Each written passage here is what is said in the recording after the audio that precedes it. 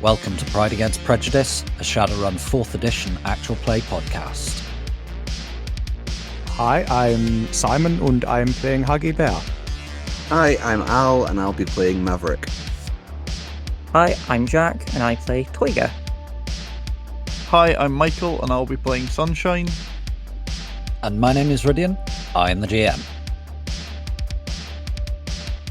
If you would like any bonus content, a link to our living campaign map can be found in the show notes, along with a link to our Discord where you can get occasional bonus episodes, and if you'd like to add locations to the map or just ask us questions, you're welcome to join us there. If you stick about for a few seconds at the end of the episode, we also have a question for you as well. The following content may contain themes and materials not suitable for all audiences. Listener discretion is advised. Before we dive into the episode, here's some pay data on another one of the Shadowrun podcasts out there for you to listen to.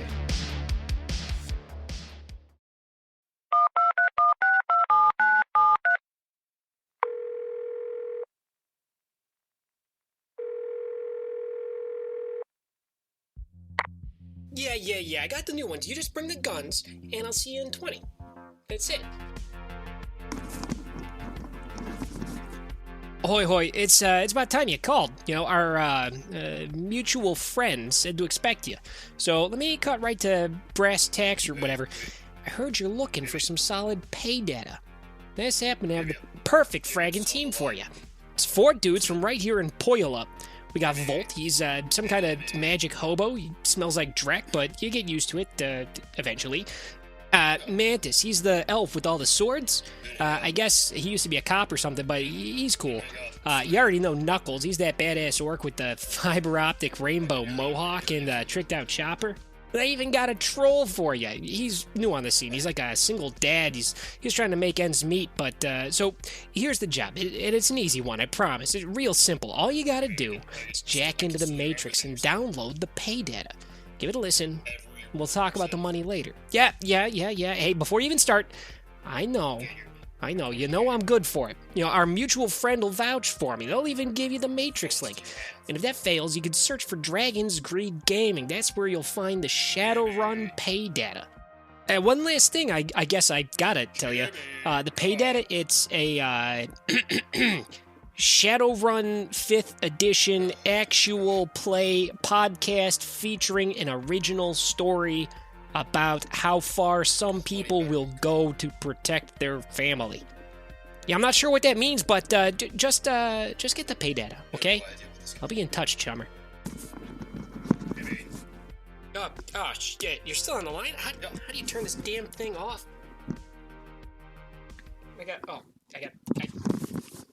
Yeah, that's it. That's the end. That's it. Shadowrun pay data. The most awesome actual play podcast available anywhere and everywhere.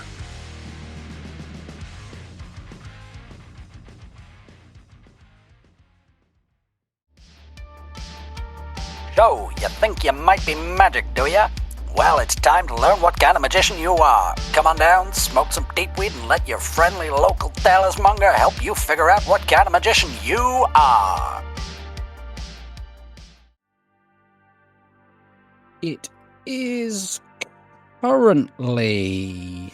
It's probably the 30th by now, so it's actually the day of the election, because Toyga went to see his sister. You all came back to visit him and found him very definitely not angry. I'm definitely not angry. I'm the calmest I've ever been on the floor of his flat. Did any of you stay over to keep an eye on him and prevent him doing something in his absolute lack of anger, or did you just leave him to it? I don't know, to be honest. Let me put it another way. Toyga, would you have asked somebody to stay? So, very moved and very touched by everyone's offer to help me rescue my cousin. Bit overwhelmed. I might have, possibly quite sheepishly asked if anyone would mind helping me clean up the sort of mess that I'd made, because I'd dangled various bits and bobs from the ceiling on bits of string and made a bit of a magic circle on the ground, and there wasn't actually any purpose to it. I was just doing it to distract myself from how very angry I am not. Yeah, busy work. So if somebody could help me like hoover up like the circle of ashes and unhook these like rings and teeth from the ceiling and help me put my abacus back together, that would be super. And I will then buy everyone coffee and some cake. Actual coffee? Actual coffee. When you start up the Hoover, you hear the downstairs neighbour turn up the rerun of Neil the Orc Barbarian, and upstairs turn up the episode of Desert Wars that they're watching. Yeah, I remember this episode. Is this the one where they go into the cave and they're looking for the thing? I never watched Neil the Orc Barbarian. I was going to, and then I met the actor, and You've actually met him? yeah, he was pissing in a pot plant at a party I was at, which would have been fine, except the pot plant was in, like, the middle of the room next to the banquet table, and he was too drunk to notice. It was 3:30 in the afternoon. Stay classy, Neil. Stay classy, rich people. He was just method acting. He tried method acting with 3 waiters, a sommelier, and a countess from East Wales. Yeah. To be fair, if they're from East Wales, they're English. But don't let someone from East Wales hear you say that. I'm Welsh, I'm allowed. Yeah, no, I think I might be the only person in this whole building that owns a vacuum cleaner besides Mrs. K. And I don't think it's even her vacuum cleaner. I think it officially belongs to one of her daughters, because no one in this building vacuums.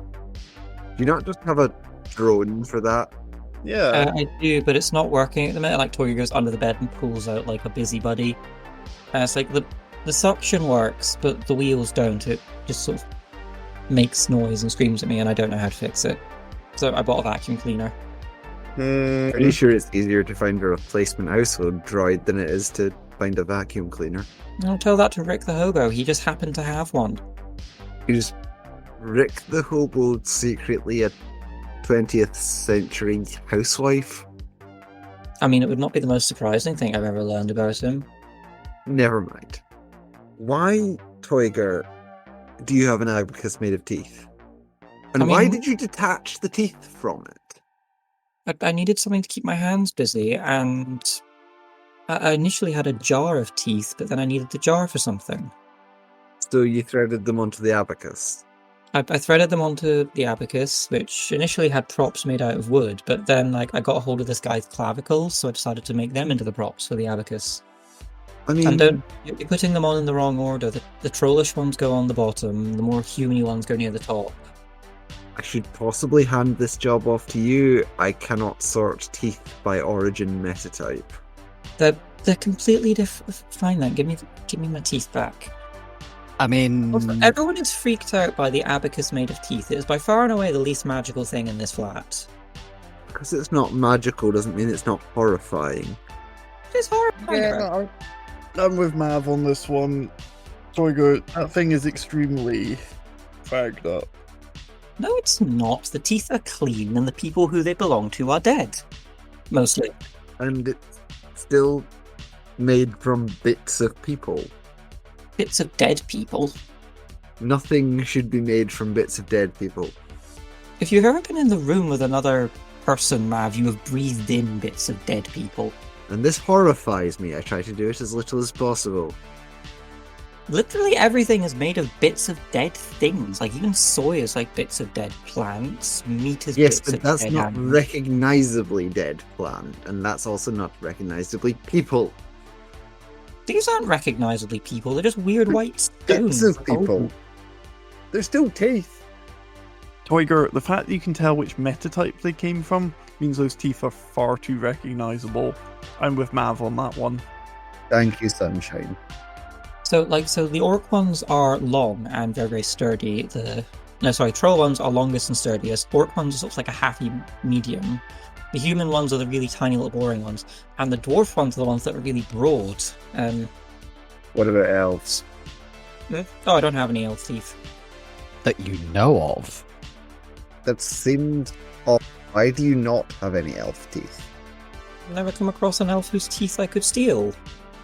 I mean, I dare say if I asked Mrs. K, she'd not some of the ones out of some of her more horrible grandsons, but I don't want to come by them that way. I want to earn them honestly. Like I earned the rest of these ones. He just picks up, like, the teeth are on strings now, but he's not put them back on, like, the abacus made of clavicle, so he just holds them up and shakes them a couple times, and they rattle. That thing's deeply, deeply cursed. No, it isn't. Yes, it is. It might not be magically cursed. It's cursed. Yeah. Speaking of magically cursed, Sunshine. Oh, here we fragging go. So, you register magically. To me, anyway. I don't know if Mav has a way of... I can't see it. Oh. Have you tried doing any magic, or exploring this part of yourself, or is it another thing you're... Is it a thing you prefer not to think about? Kind of more in the second one of, like, the whole breakup Drek's been happening. I've kind of, had other stuff to deal with. I'm now a single cat mum. You actually broke up? Well, I don't know. She's been living in a garage for a week, building some heinous monstrosity of technology or something. I don't know. I mean, that could just be work. Yeah, but she's not been home in, like, over a week. So... That's worrying. Is she answering her phone? Why would I be trying to call her right now? Fair.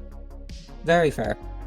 However, Sunshine, you're a recently awakened magic user, and you're also in a emotionally volatile situation.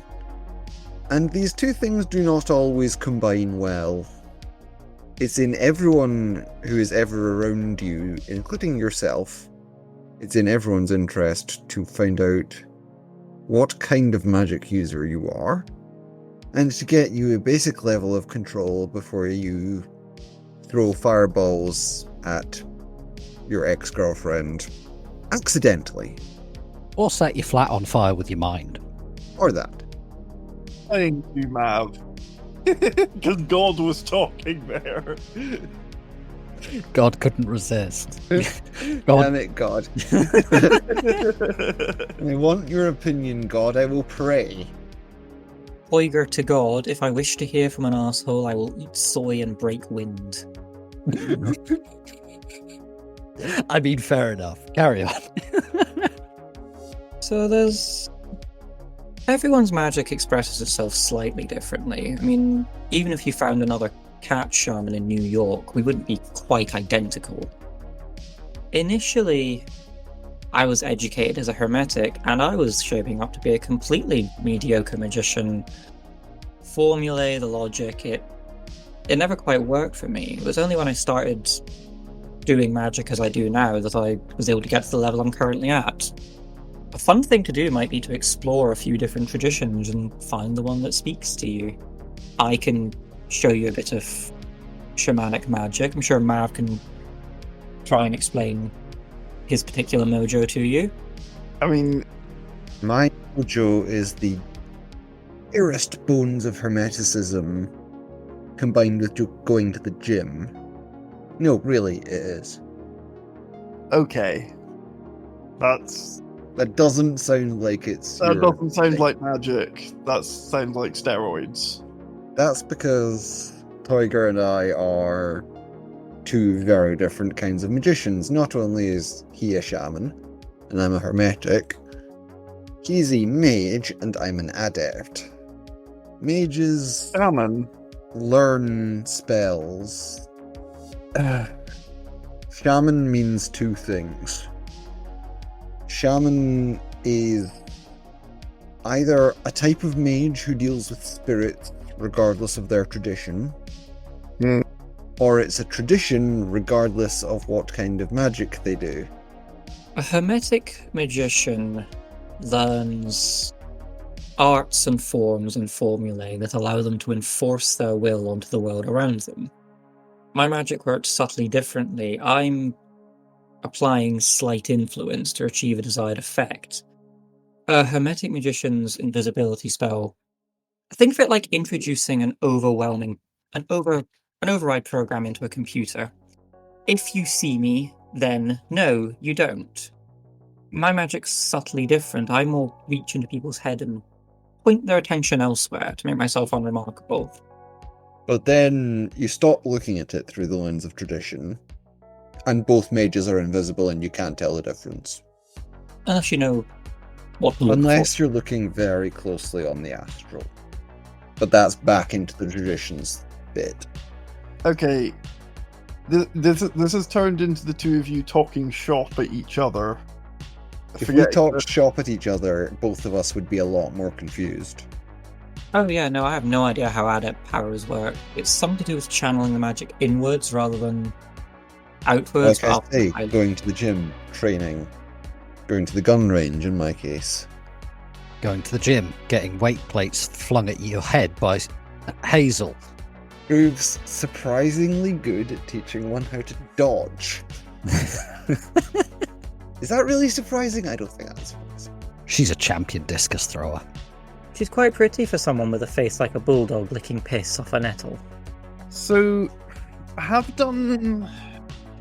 There's been... How long ago was it I got shot? Oh, and also awakened? So it's now been about 2.5 weeks. Okay, so it's been like a couple of weeks since... The incident.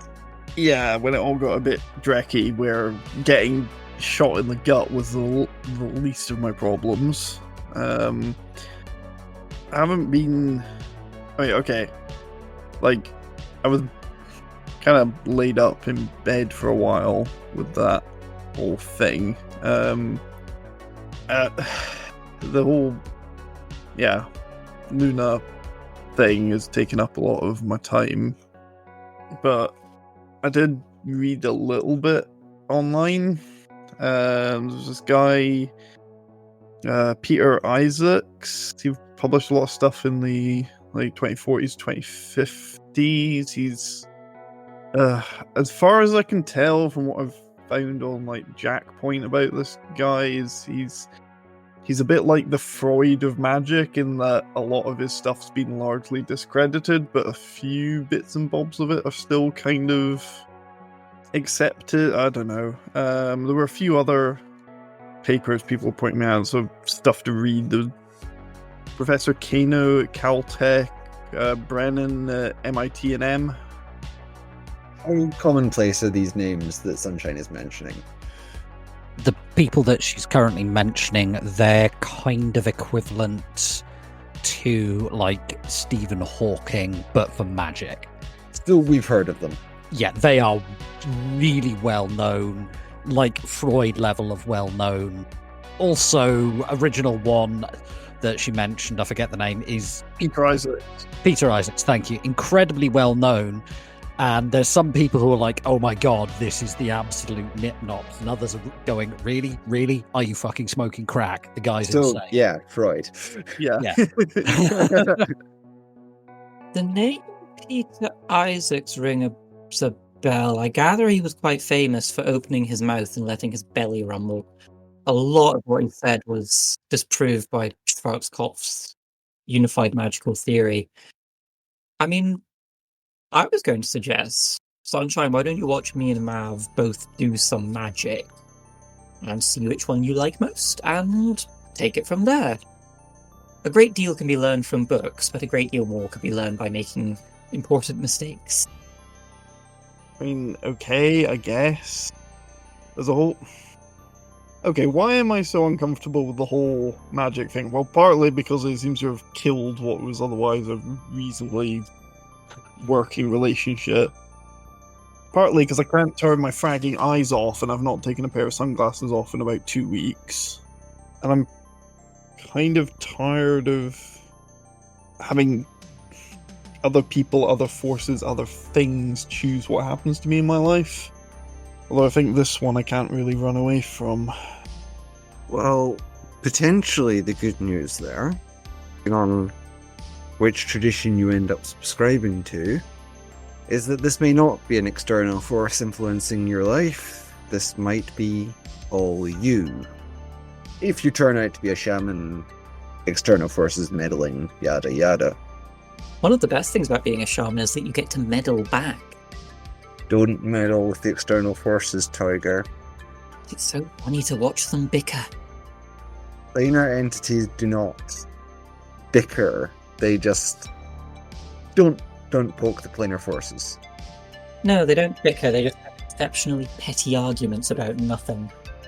Yeah, well, they talking fragging riddles and bulldrack.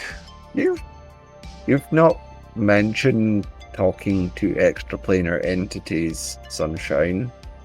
Have you been talking to extraplanar entities? How worried should we be? Well, yeah, it came free with the eye upgrade. That's intriguing. That's a word for it. Yeah, I had to do a whole frag. How long was I out for? Like 20 seconds, if that. Felt like a lifetime. Felt like several lifetimes. Oh, that's definitely magic. Yeah, several lifetimes, all of which were reliving Drek that I really wish I didn't. Well, shit. Yeah, and then Luna comes home, and I want to burst into tears and cry on her shoulder for, a month. And she doesn't even want to go near me instead. You got something against mages? She runs with 2 mages. She frankly hates one of them, and the other one she's trying to, trying and failing to lead her away from the path of damnation or something. I don't know, Luna's weird, okay? Luna's a bag of personal trauma and deep regret hidden under a totally overblown personality and enough cyberware to rob her of her remaining humanity. I know she doesn't look it, but she's kind of riding the edge on the cyber. I'm also surprised to learn she's human. I mean, I know she's a bit short, but I thought she was an elf. An extremely foul-mouthed elf. Oh, sorry, we're broken up now. Yeah, I wasn't supposed to tell you that, but I did say she was heavily cybered. Elf posers, what are you going to do with them? From the sounds of it, she let her personal prejudices against a group poison her relationship with you. What happened has nothing to do with you and everything to do with her. If she's going to spite you for discovering you are a mage, what else would she spite you for discovering about yourself? You know, she used to be a mage. What? Yeah, that. She kind of dropped that one on a very drunken night of crying on a sofa one time in Denver. So, I wasn't going to say anything, but on one of our 2 meetings, went between, dodging throne pottery, I did happen to get a little glimpse of her on the astral. You can usually get a good feeling about the sort of magician a person is and the sort of magic they do. I've been told that my astral self is faded. It looks like something that's trying not to be what it is, which as a cat magician who specialises in illusions is perfectly normal. She stank of something evil. There wasn't much of her soul left to stain, but whatever magic she was using stained it badly. Yeah, it wasn't just her soul, it was her psyche as well. Girl's extremely fragged up. Your soul is your psyche. You want a body and a mind with a soul, you're a soul with a body and a mind. I'm sure that was supposed to come out as deep and philosophical. What it actually came out as, Torger, was absolute bulldrack. Oh yes, it was Just because the sentence is symmetrical doesn't mean it makes sense. Don't listen to shamans, Sunshine. Yes, I meant to give bizarre, vague advice that seems completely unhelpful and then comes back later on and turns out it actually is helpful. Generally, 5 minutes after you needed it. Yes, if I sprout enough bullshit, eventually some of it will be true. Sunshine, if you turn out to be a shamanic magic user, I will pity you. Mav, you dick! I mean, accurate, but you dick! Alright, so, look. You Okay. didn't talk much about what happened after you got kicked out of your body. No, I didn't. Sunshine, you mentioned you were forced to relive things. If you don't want to elaborate on that, and you don't need to tell us what you relived, but your situation is extremely unique, And Tiger can't keep his nose out. Yeah. That. I'm a cat shaman. You know what they say about curiosity in cats? Yes, I gather it doesn't end well. Everyone always forgets the second half of that saying. There's a second half? Curiosity killed the cat, and satisfaction brought it back. Huh. I can't work out again if that's like really deep and philosophical or if that's just bulldrack. Shamans. Things can be two things. So, when I was taught the basic principles of magic, I was taught as a hermetic, and it always just made sense. Like, it just... Hermetics, they're the... Magic is a form of physics, or some similar thing. Everything can be explained by formulae and rules. Yeah, that. A magician is a form of scientist. Or an engineer. Engineering's a science. When I was trained as a hermetic, I struggled. I learned the ropes and formulae and tables and all what have you, but I had no intuitive grasp on how to wield magic. When I started down the shamanic path, I stopped using magic as a series of formulae and started interpreting it as manipulating my connection to the world around me, experiencing and embracing the living things and the other things around me, and learning how to make them do what I needed them to do. I'm still a big proponent of we all go to Mav's gym and try and do some Mav magic, some Mavgic, if you will. And then we No. go and... I'm not vetoing the idea, but I am vetoing that word.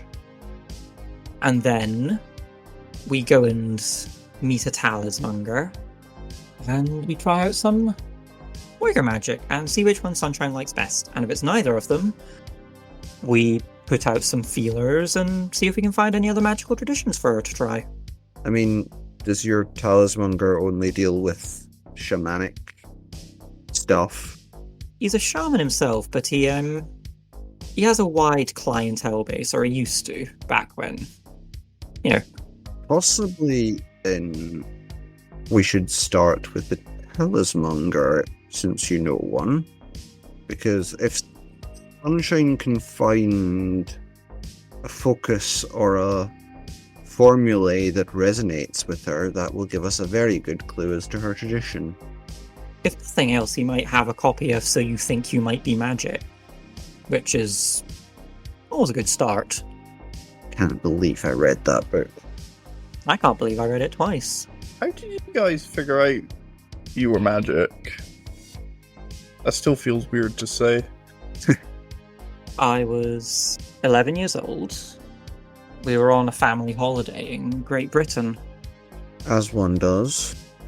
We were on the Lake District, and Dad had taken me out on a rowboat. And we were watching ducks and fishing.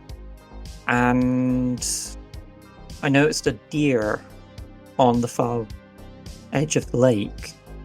And I just kept staring at it until I noticed that it seemed to be glowing, and everything around it was glowing.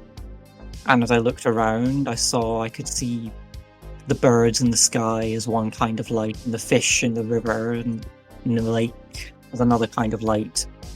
And the more I looked at something, the more I thought about it. Like, I could look at Dad and I could see like his anxiety about work and the most recent fight with Mum and that niggling worry about the headache that won't go away. And this went on for days, to the point where I'd seen like a dozen different doctors, until eventually I found someone who was magically inclined, who was able to explain that I wasn't hallucinating, I wasn't having some sort of migraine. My third eye had opened and I didn't know how to close it yet. Okay. the magical boot camp started a little after that. I think you had a better, what's it called, an awakening than I did. Yours happened about 12 years late, to be normal. Okay. Most of us awaken as a teenager-ish. I did. I was a little young. I mean, I didn't start doing anything weird, and a talent scout came to me after a school basketball game, told me that I was... What did he say? He said that he saw my astral aura. Apparently I was instinctively using adept powers, which meant I got disqualified from that game. Gonna be honest, Mav, I can't see you in a basketball strip. I've never seen you in a colour that wasn't black or faded green. How do you know our colours weren't black and green? Because every basketball player I've ever seen has been dressed like a bird of paradise walking into a gay bar. That is... Oh no, I killed the DM. Damn you, Tiger! I just choked on my beer. Good shot, Tiger. Well done. You magnificent prick. Now carry on. I wish you were wrong.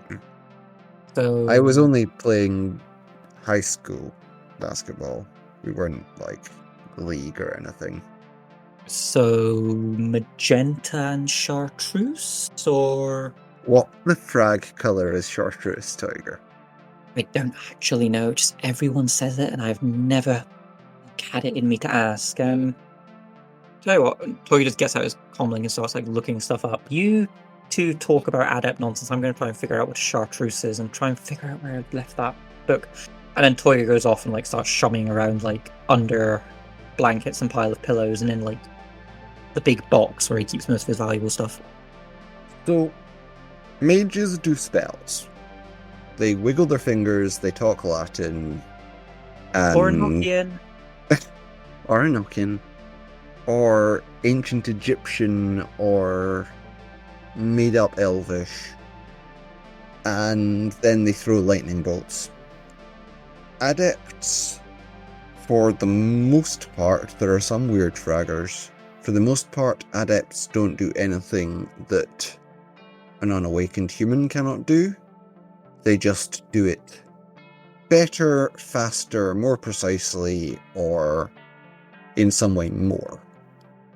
Finding out you're an adept is difficult because you need to be doing an adept power while someone looks at you astrally, or you need to catch yourself breaking the laws of physics, as were. I'm pretty sure some of what I can do with a rifle defies the pre-existing laws of physics before the awakening. Okay. But that's now. Yeah. I'm experienced, and as far as adepts go, I'm quite powerful. When I was getting disqualified from high school basketball games, it was a slight advantage. Okay, well, should we just... I think you guys just want to show me some stuff at this point? Should we, like, do that? I mean, yeah, sure. I mean, for starters, Mav concentrates for a second with his eyes closed, then opens again.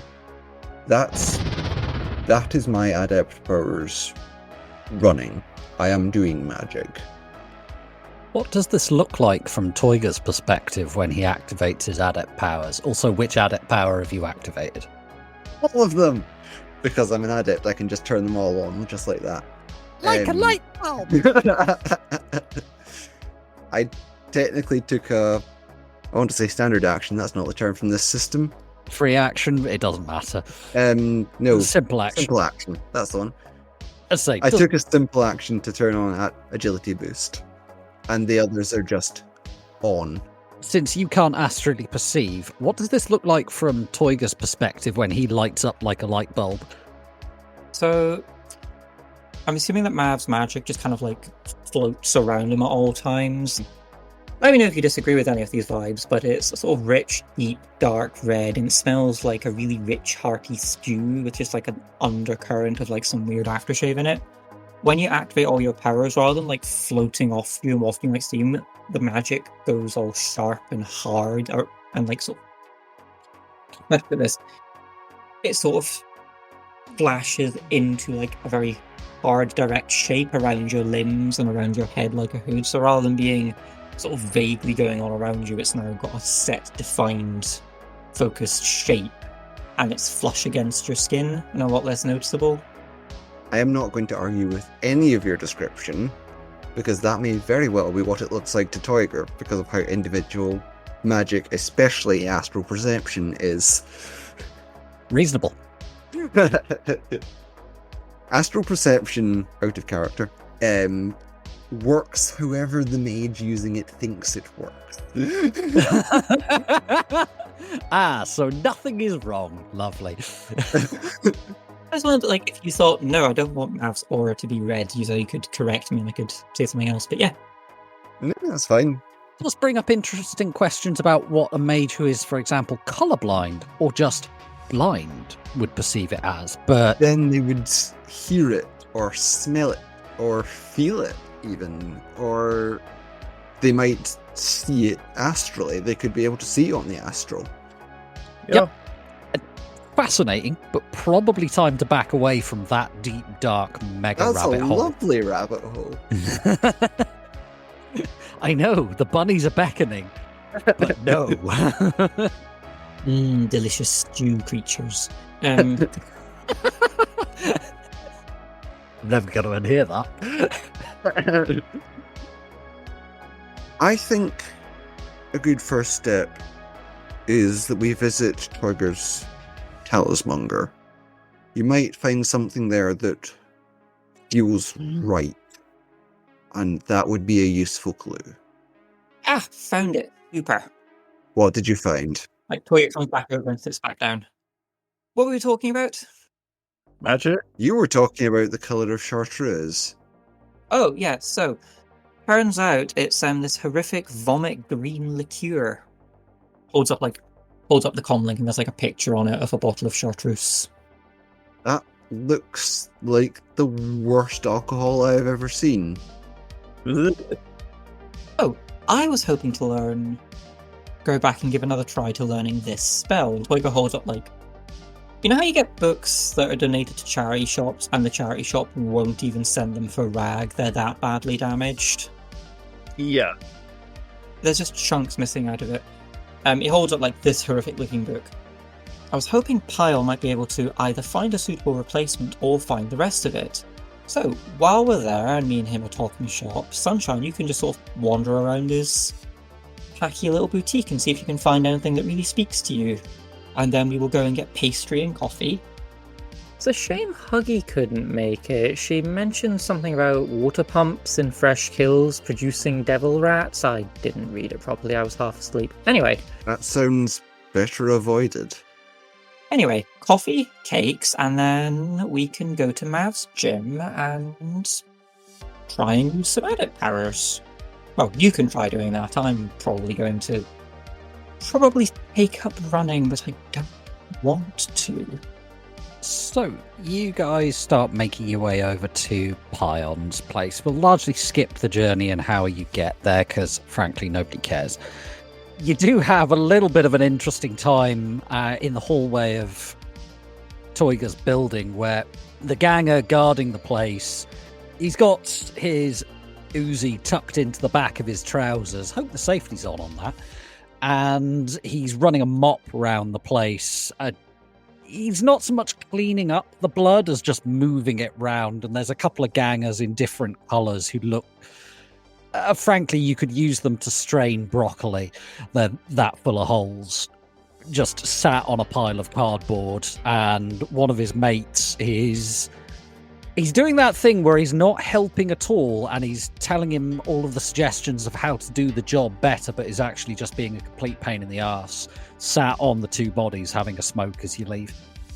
Kevin, what the fuck happened here?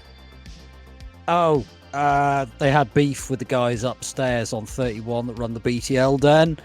Told them they couldn't come in. They said frag you and pull the gun, so I said frag you and pull the gun, and they were slower. Kevin, this blood better be cleaned up by the time I get back, or I am telling Mrs. Kubota. Frag you, man. Would shoot me if I didn't shoot them. The guys on 31 pay her a cut. These dreckheads frag with their business, they frag with Mrs. K. I know what side my bread's buttered. Yes, and your granny will kill you if she finds out that you got bloodstains into the tile. Hey, she wants people not to frag with 31. Blood on the floor. That's how it goes, man. You think she didn't put blood on the floor when she was a cage fighter? Yes, but she had people to clean it up back then. Yeah, she still does. Me. And I'm on it. Unlike Dickbag over there, who won't lift a drecking finger, will you? Toiga, I know you're going to turn me into a toad or something if I piss you off, but can you frag off and let me clean this up? You're standing in on a bit I've just mopped and you've walked through a bit that I hadn't. I would not turn you into a toad, I'd turn you into a weasel. You're halfway there already. Try using baking soda, it will make it clump up. Seltzer and lemon juice. You think I can get fragging lemon juice? Also, what's baking soda? It is soda used for baking. Toodaloo, Kevin. Frag you, Toiga. You might know it is bicarbonate of soda. Bye. What now? You want me to pour grape soda on the floor? What the fuck? It's blood. You don't put grape soda on blood. Okay. You know what? You've obviously got this. I'm going to leave you to it. Thank you. Because obviously, as a woman, I would know nothing about cleaning up blood. Hey, I ain't making assumptions here. I'm just trying to mop the floor. And you fraggers keep tracking it. Bye. Sunshine just walks out the door while he's carrying on yet another ramble about whatever bulldrek he was talking about. Although Sunshine stopped listening about half a paragraph ago. To be fair, so did he. He's just done with this conversation and wants the job over. So yeah, you make your way over to Pion's place, which it's also on Staten Island, so it's not too far away. It's, so you're in Travis Chelsea. It's on the border between Travis Chelsea and Bloomfield, but it's also pretty close to Bull's Head, which is a much nicer area. Bull's Head is AA. It's, Travis Chelsea. Vanky. Yeah, Travis Chelsea is part of the Warrens. It is a separate area on this map. So yeah, you make your way over there, and you find yourself on this street that it's right at the borderline, and there's a few shops. A lot of the buildings here are much lower, certainly than where Mav lives. They're not like big old Tommy blocks. It's mostly sort of early 20th century buildings, and there's this one shop that does stand out that's somewhere between a tourist tat shop, a head shop, and looks like it sells stuff to like teenage goth witches with a stuffed alligator hanging in the window. Lead on, Tiger. Okie dokie, so Toyga just sort of like fishes around in the front pockets of his jacket and produces like a ratty most of a book. Opens the door, wanders in, and just shouts, "Pion!" As you do, the alligator starts to growl, coughs, and hang on, why is it now playing K-pop and the smoke comes out of its arse instead of its mouth? And there's a bang! Oh, my head! Bang. Pion, alligator's broken again. I noticed. Who the frag is it, please? Oh. It's me, your bestest friend in the entire world. Oh, God, on this day couldn't get any worse. Hello, Toyga, how are you? Not too bad. I've had a really awful week and I'm going to have to associate with some members of my family fairly soon. Hang on. You ain't told me much about them, but aren't they complete and utter wankers? Oh yes, arseholes of the first water, every single one of them. I'm probably going to have to rescue one of them from hell shortly. Anyway, You could rescue me from hell. You could walk back out the door. No, I'm not going to do that.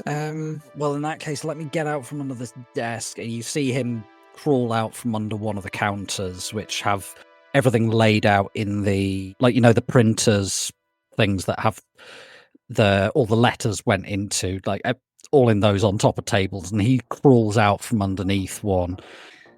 He's holding something small, cute and furry that it appears to be violently magical, and he just shoves it back into a cage on top of the counter whilst rubbing the back of his head.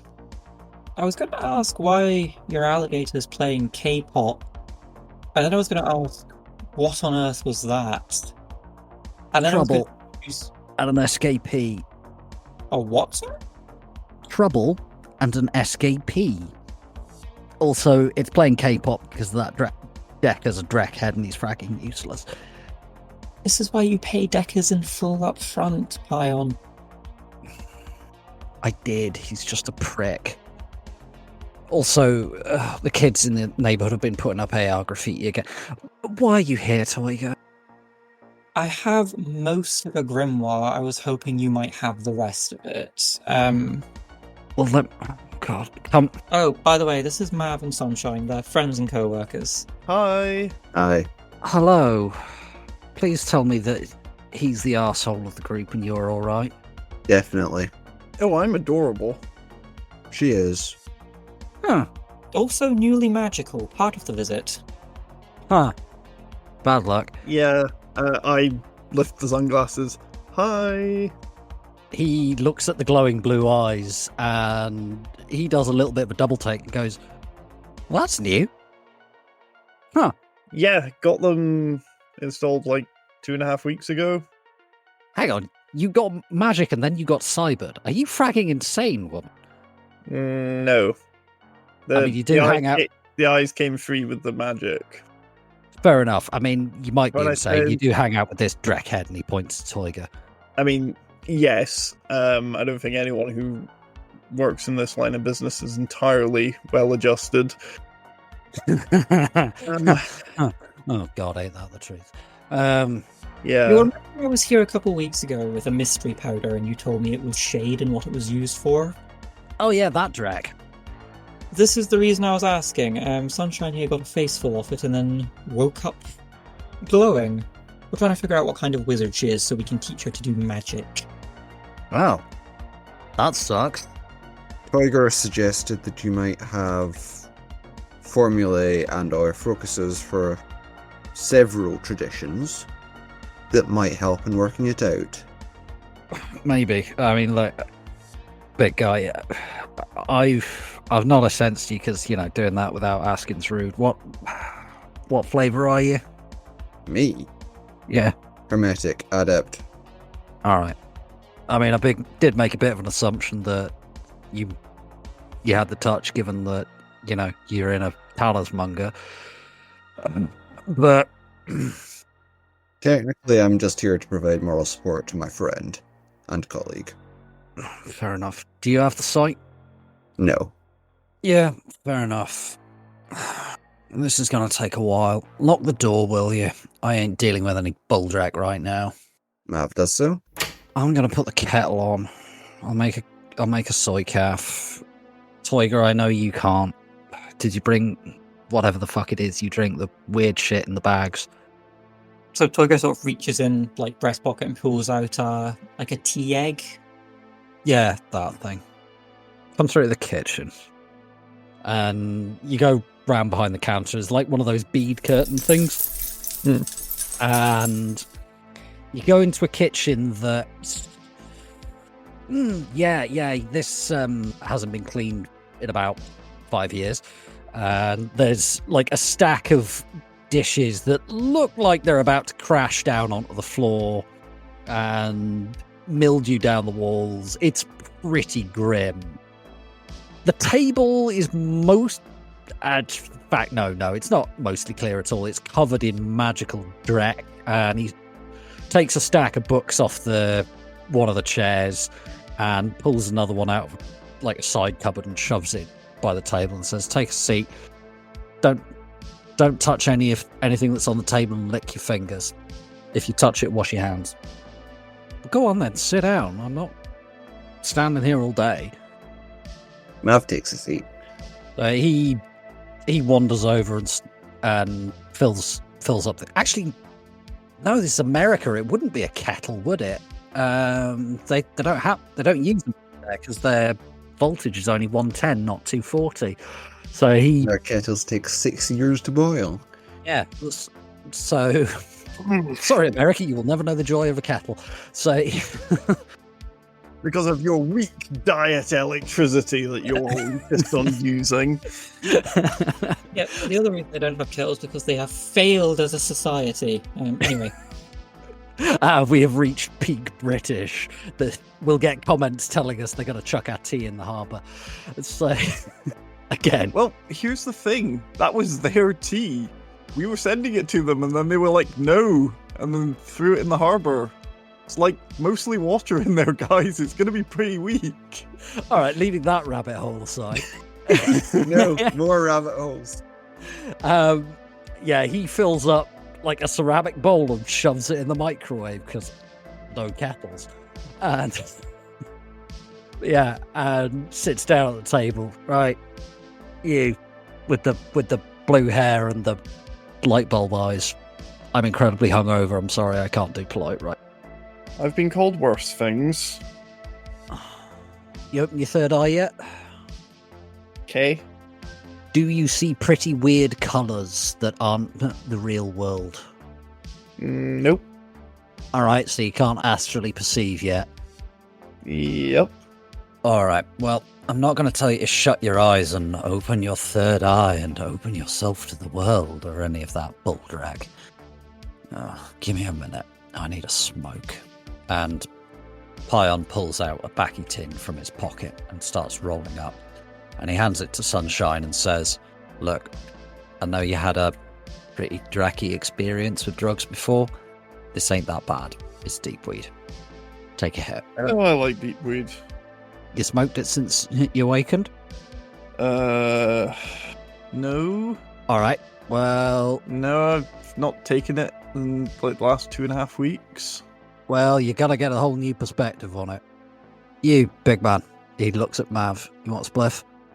I don't usually. Does this do something different for the awakened? You've not had deepweed? You're gonna have fun. So he basically rolls up four stubby spliffs and says, I've made them pretty weak for you two because you've not had them before. Toiga, you want full fat or are you on diet? The days of my misspent youth. Full fat, and then Toiga plucks one up. Cool. And he rolls sort of normal size spliffs for himself and Toiga and lights up. Alright, have a smoke on that. I'll get the soy calf. You know, when I left Denver, I swore I would stop. That would be the end to smoking. Although partly that's because Luna made me swear that, and lights. Alright, so you take a hit, and suddenly the room just lights up with colour. Everyone in this room is fucking glowing. The mould is all sorts of pretty colours, and it's like nothing else you've ever experienced. Oh. Of all the people in here, Mav and Toiga are the brightest auras that you can see, although you may not realise that they're auras at this stage. Mav's aura looks almost like it's pushing against itself and trying to expand, but it can't quite yet. And Pion, although he's glowing brightly, but it's nowhere near as brightly as the other two. Okay. Welcome to the awakened world. That's new. So you've not had deepweed before, have you, big man? How long you been awakened? 15 years? Christ. 15 years? How the hell have you not had deepweed, man? I mean, Because he was a good boy. you know the stereotype of adepts being aesthetic monk? Good boy. Get the frag out of my kitchen. Actually, no, don't. I can't be asked to throw you out and you're too big. I'd say try it, but you're magic. I'm not going to take chances. Fuck it. Also, what the hell? You guys see this, like, anytime you turn on the light bulb behind your eyes? Yeah. It actually took me the better part of a year to figure out how to turn it off. Oh god, it doesn't stop when I close my eyes. Yeah, no, I fairly forcefully sort of smash the remains of my undersized blunt into ashtray. That's the word I want. Pion just kind of looks at you and says, "Really? You could have just left it on the edge and it'll burn itself out, for fuck's sake." And he takes it and straightens it out and says, "Oh, I'll have that before I go to bed." Right. How long does this last for? You're gonna be here a while. It's okay. It's okay. Look. don't worry, I can magic it out of you if it gets a bit too much. Hey, she needs to learn about the awakened world. Actually seeing it's the best way to do it, Toyga. Alright, look. You won't be able to weigh sense yet. Nobody's taught you how to do it. We can maybe teach you a little bit about it if you want. But look at me, look at Mav, look at Toyga. We're all gonna look different. We're all different magicians with different kinds of magic users. He's definitely fragging different. Also, big man, do you mind if I A-sense you? Is that okay? Go ahead. Oh, you're one of them. Huh. Oh, you're a Phometic. Ugh. Alright, fair enough. Huh. Don't make it sound so... So, what, have you... I mean, okay, I can't see myself, like... But... No. What, do you look it up on a fragging paint chart and look at the colours and that tells you what I'm supposed to be? Oh, it's not like that. Have you been to an art gallery?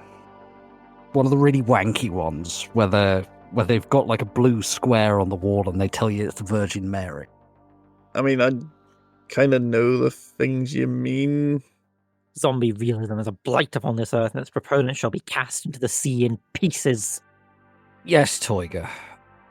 We quite agree, Toyga. Look, it's not about... unless you like him, it's not about maths, it's not about formulae, it's about what the colours are saying. What do they... So, if Big Man over there could A-sense, and you A-sense, and Toyga A-sense me, it's all going to look completely different, because it's being filtered through your brain. Through our brains. Oh, fuck, I'm stoned. It's going to look different. We're going to see different things. We're going to see different colours. We're going to see different shapes and patterns. Because that's what talks to us. That's what we understand. So, what are the shapes and colours saying to you? What colour am I? Don't say white. I know that I'm more white and basic than an IKEA bedsheet. It's like blues and purples and a bit of red. Alright. It's a lot. Okay. So you can see the individual colours. Cool, that's fine. I'm not asking you what colours are there. I'm asking you what they're saying. Think of it... You like wine, don't you, Sunshine? Yes. Oh god, are you another rich kid? Try again. Oh, thank frag for that. You know when you take the nose and you draw the air across your palate and you taste the different things and it tells you... You get that subtle earthiness that tells you what kind of barrel it was aged in, and you can taste the undernotes and overnotes, and it tells you about the wine you're drinking. You can taste its age, you can taste its sweetness. Toyga, you went full rich boy just then. I'm always full Toyga, rich boy. I kind of followed what you were saying about, like, what does it smell like and what does it taste like, but no, I didn't grow up with a sommelier. I mean, our sommelier was also a gardener, but anyway. Tiger, have you always had so many facets? You're just, like, tiny facets all everywhere. Why are you so angular, Tiger? That because he's a prick. Lots of sharp edges. Pion, I will glue you to the ceiling. I know. But it'll be totally worth it. That's a bit rich coming from you. I don't know what shape that is. It has far too many sides. Yeah, you Hermetics get that with your geometry. Can you see the holes? Can you see the broken bits? Toiger, I'll be honest, you're pretty uncomfortable to look at. He's shiny. He's angry, and there's a lot of kind of black and red and those. All right. Wow, Now- you've got. Oh yeah, you've got a lot of stuff you're not admitting is going on. Now you're looking. All right, so you're looking at his emotions. You're reading his emotional state. You can see how he's feeling, but how he's really feeling, not the surface mask that we all present. I'm gonna regret this. Take a look at me. Okay. Blue and the purple, it's like bruising or like a wound that's never healed. Yeah, What happened to you? I ain't fragging telling you, but Alright. you're looking. You can see, all right? Unless you... Okay, can I sense you? Right now, you're high, your hoop's in your head, you've got no idea what's going on. So I don't care if you look. You ain't gonna be able to not look. But among the awakened, you ask. Don't you, Toiger? You fragging ask. You ask. There are such things as basic courtesies. Yeah. Although I maintain that when I sensed you, it was an accident. Uh-huh. Ask. You prick. Alright. Is it okay if I sense you? I mean, exactly what are you gonna be seeing? You. Everything. I'm looking at your soul. That's what you've just been doing.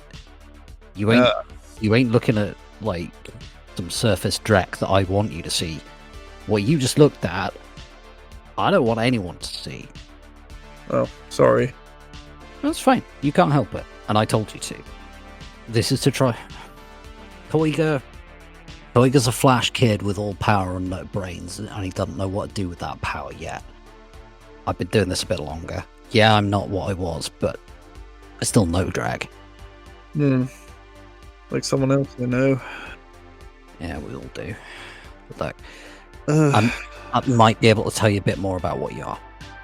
Okay, just... You're not gonna like it. Look, I've been hanging around the shadows long enough to know I don't particularly like anyone. You're fine. So he just starts staring at you kind of intently, and it's weird. It's like he's really looking. He kind of looks you over and says, well, at least you didn't get any work done before you awakened. Anyone in your team been installing a bit of wear? Yeah, the one we're missing, Huggy. Alright, well, I'll leave you a blunt. Have a smoke around her and have a look at her. You'll see what I'm meaning. Toiger describes it far better than I do. Cyber, it takes something out of a person. Alright, go on, Toiger. I saw two of Mum's personal bodyguards. They had about a quarter of a soul left between the two of them. I cried and screamed for 6 hours when I saw them first on the astral. And the sight of it makes me nauseous. You know what? I think I'll just take your word for it. I've spent enough of my life staring to the darkness of the human condition. Jeez, they're doing alright. I'm amazed that I can give them more. Alright. Look, I can tell you're about what I am magically. We're kind of on par. Christ, that's depressing. You're just a baby magician. Oh, God, I've gotta...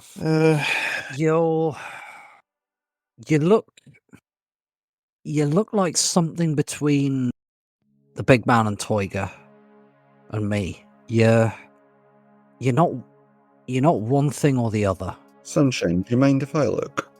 You can't help it right now. I'm How not much of that- looking at her pointedly. Fair enough. You're about halfway down that spliff, man. So, yeah, you ain't got a choice in what you see at this point if you look at something. But do you mind if I look, Sunshine? I'd like a point of comparison that isn't Toiger. I mean, yeah, okay, I guess. I won't understand it. I'll just... Whoa, whoa. Mav looks away and puts a hand on his forehead. You do not know how many sides you have. Whoa. No, I'm not looking at you again. Pion reaches out a hand and puts it on Mav's shoulder and says, "You want that soy calf?" Yes, please. Yeah, it's always a bit rough first time, isn't it? And he stands up, comes back with 3 mugs, and then holds his hand out to Toiger and says, "Go on, give me your drink bomb or whatever the frag you call it." It's called an infuser. Sounds like a bath bomb.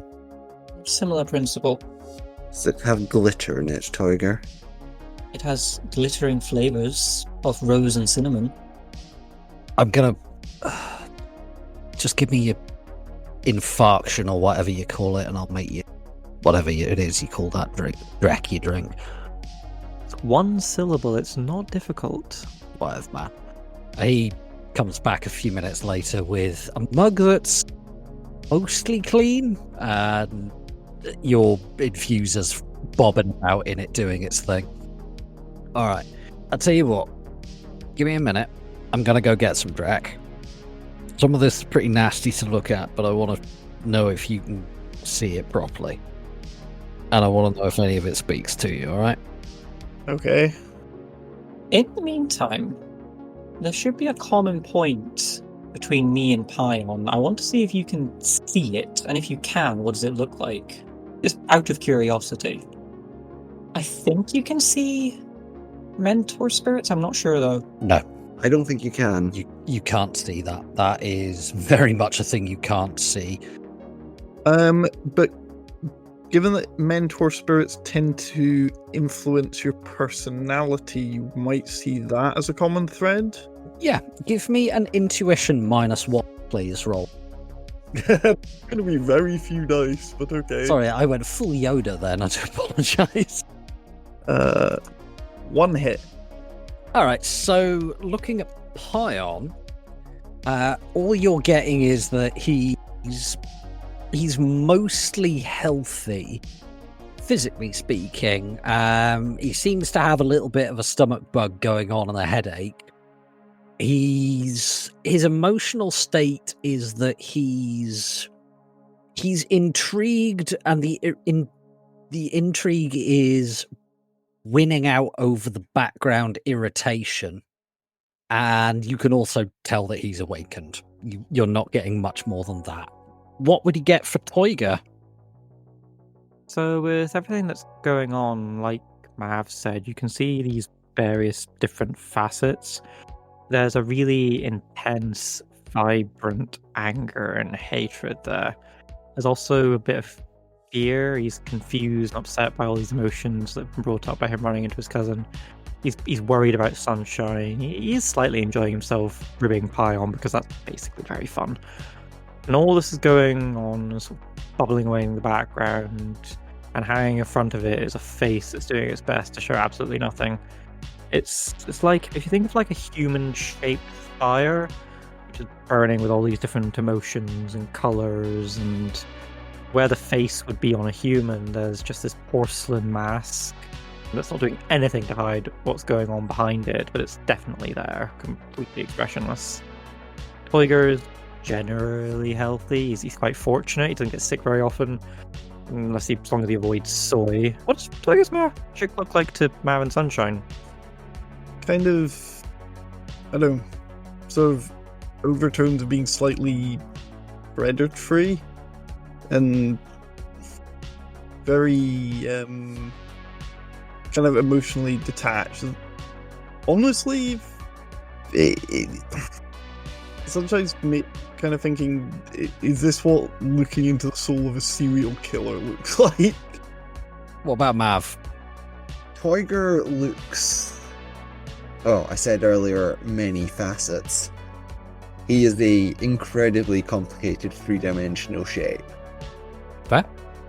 And Sunshine, on the other hand, does not yet have a fixed shape. She is wiggling and oscillating and is painful to look at, therefore. And amorphous. Indeed. So, Pion comes back in, and he's got... It's like a tray, and there's a bunch of stuff on it, and a few boxes. One of them was quite large and made of lead. And he says, right, I've got wards on these, and you can see, like, effectively like little magical domes that look like Pion on the astral. They feel like him. And he says, right, I'm going to take the wards off these one at a time, put them back on for you. Okay. You don't want me to take them off all at once. You'll get a fragging migraine. Also, Toiga, you know Detox, don't you? I do indeed. Please cast it on her before she has to walk across the floor of the shop. Yeah. Because... There's enough bizarre stains on this floor without adding bloody vaults. Right, I'm going to take the ward off the first thing, and he's pointing at what looks like a crucifix. I want you to tell me, there's suddenly this banging on the door. Oh, what the frag is it? And he goes through, and there's this... You can hear this female voice going, oh, I'm looking for something. Daughter's great. We're closed. But I'm looking for something. We're closed. This'll only take a moment. We're closed. Go the frag away. But, and he shuts the door, and there's, you can hear her, and then there's this tap, tap, tap, tap, tap on the door as he walks back through, and he looks at Toiga and says, do you know some sort of sound barrier or something spell? That fragging woman won't leave me alone. Oh, well, I can do you one better. And that point, Toiga Don't kill her, don't hurt her, frag's sake, she's got money, she's from Bull's Head. I do not need fragging NYPD ink coming around here. Fine. So rather than casting, Toiga's lifted his hands, thumb pressed to middle finger, like he's about to snap his fingers, and he says, fine then. And I don't know, I've got, what do I have? Charisma 5 and negotiate. I go and politely inform her that we've had to close due to unforeseen circumstances. Frightfully sorry. If you wouldn't mind coming back in about an hour She shoved her foot into the door, and she's just yammering on at you, saying, oh, but I'll only be 5 minutes, and it's my daughter's graduation in 3 days' time. She's graduating at MIT&T, and she's got an undergrad degree, and this is very important for her, and we absolutely have to get her something. Oh, you must be so proud of her. Yes, we are. She's a wonderful girl. Lily's done so well, and she's graduated with a first in Hermetic Studies. So, there's an excellent career in front of her, I'm certain, but I am very terribly sorry we do have had to close at the moment. Oh, but you don't understand. I have to get this today. So, influence mental.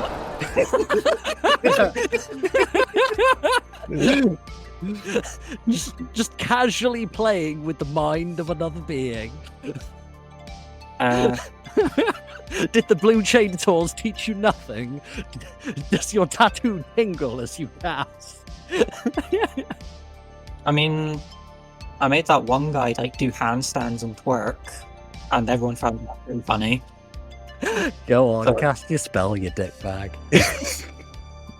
You could roll a skill instead of a spell. But this is more fun. You think skills work on Karen? And skill is heavy weapons. I'm fine. Just called her. Watch this. Remember what you see, and then tell me about it later. So let's get that at force 5. 2 hits. Mouth stops Sunshine from looking at the front shop. I heard what Pion said. She looks really confused for a few moments. Says, oh, I am so sorry that toilets are overflowing. I think I do need to be somewhere else, though. Goodbye. I hope you get it sorted soon, and walks away. I was going to do something nice for Pion. I was going to be a good person for once, I promise. As you walk back into the kitchen, Pion just holds out a spliff and just says, take that with you. Cheers. Will do.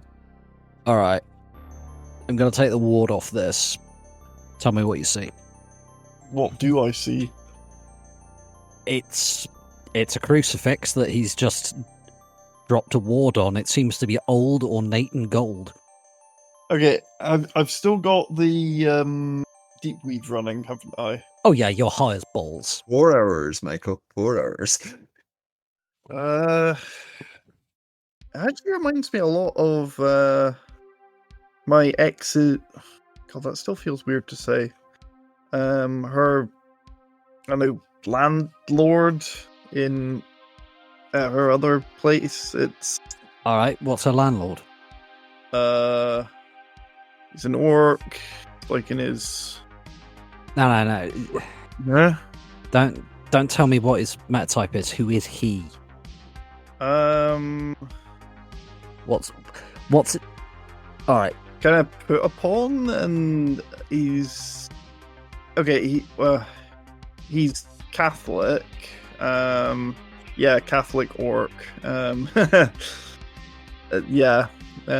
Wow, he drank the Kool-Aid. This was probably a bad example then. All right. So he looks at you and says, "All right, this thing might have been a bad example then. You ain't gonna get." Was it? Stop. Anxiety? Right. All right. Look at the colours. What do they taste like? This ain't about just your sight. This is about your everything.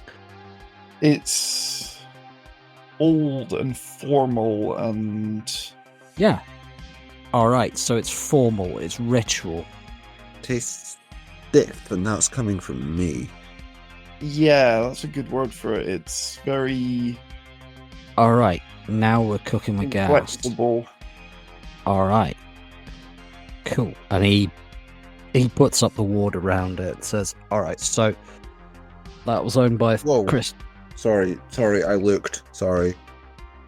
I mean, this man, he points to Toyga, this man does know how to take you off it if you want to be taken off. In general, it's cool. I was trying not to look at your aura. That was your aura. Man, I've already asked her if she wants to look at me. If you want to look, it's fine. If we've literally discussing it, I don't fragging care at this point. I'm curious. Can I look? Well, Mav, looks and refocuses his eyes and looks again, and so it looks, as Toyga says, like a tree that's had chunks ripped out of it. It's like a muscle that's had huge chunks carved away. It's actually quite uncomfortable to look at. You could see that this was something that was once strong and powerful that's just been damaged. so yeah, in Mav's analogy, you've got a shape that's supposed to have beautiful, curving points, and half of them are chipped and broken entirely, and just it is not the nice geometry it clearly once was. He kind of leans back in his chair and just holds out his arms and says, "Welcome to the fuck up." So, Shit. that thing. And he points to the cross and says, "It's stiff and informal. It smells and bells, yeah? Yeah. Is it talking to you?"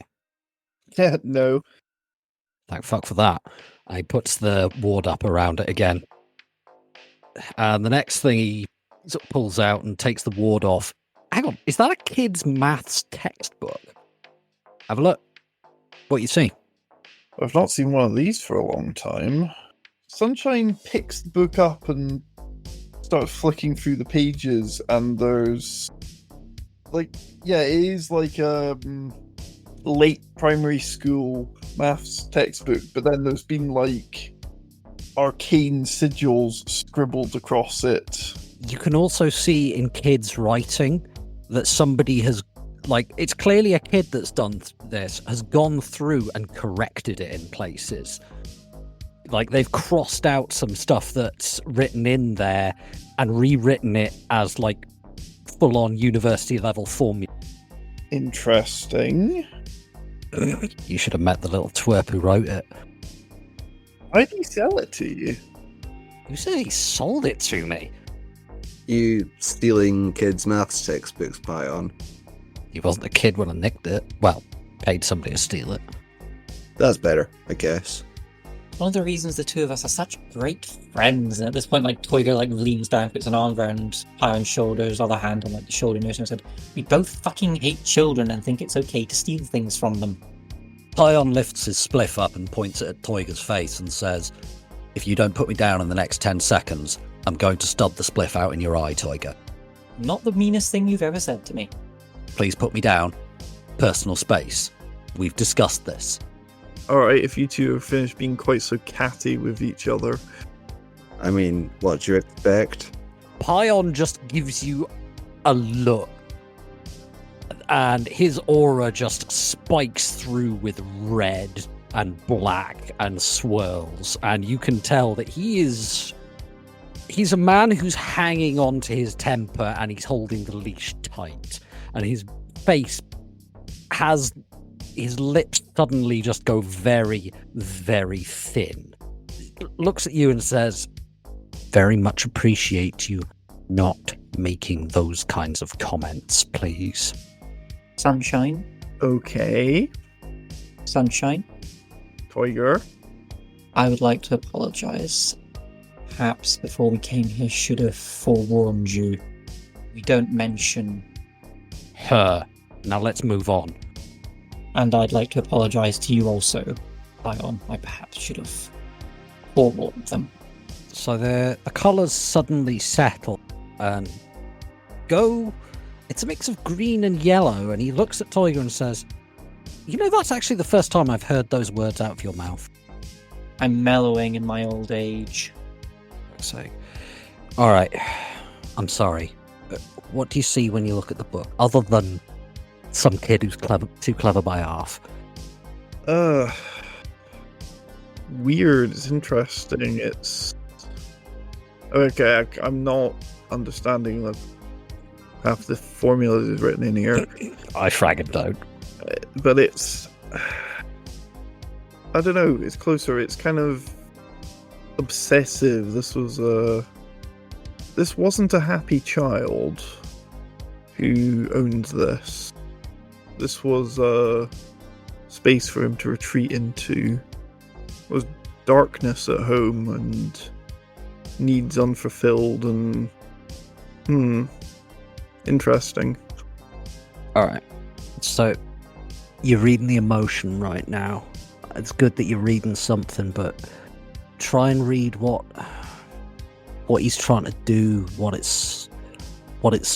how it's ordering the world, how it's shaping the space around it. I think it is a he. This is someone who didn't necessarily have the answer to everything, but knew that an answer to everything existed. All right. Does that search for answers talk to you? Sort of. I mean, it's. What do you want me to tell you? We're not in here is to try and find answers. This guy was looking for answers. All right, we'll put that one to one side, and he puts it over and then says, "All right, this one's a long shot. I don't get much call for this kind of Drek on the East Coast, but we'll see how it goes." And he takes the ward off another thing. It seems to be a Amerindian, Native American. I think they're like beadwork, like small piece of art made of beadwork that's clearly Amerindian origin. I don't know a massive amount about this stuff. I know that this is something that certain Amerindian groups do. And they're a massive part of Shadowrun. Yeah, and we will leave it sufficiently vague so that we're not... Better to be vague than wrong. Exactly. Yep. And he takes the ward off and says, all right, this one's a long shot. Tell me what you think. I grew up in Denver. This is not really unfamiliar. All right, what sector? It was Kaz. Yeah. Oh God, you poor thing. I mean, I'm an asshole, and even I can Ugh. Excuse me, says Mav, leaning on his accent. And he looks at you and looks you up and down and says, dude, you of all people should be ragging on them. I mean, you're not wrong, but I think this is one of those things like, it's okay for me to make an Asian joke sort of situations, maybe. That being me as in Sunshine, not me the player. Yeah, the character who is extremely Asian. Yeah. Yes. Unlike the white boy player. Yeah, bye. And yes, before you ask, yes, I can't deal with spicy food.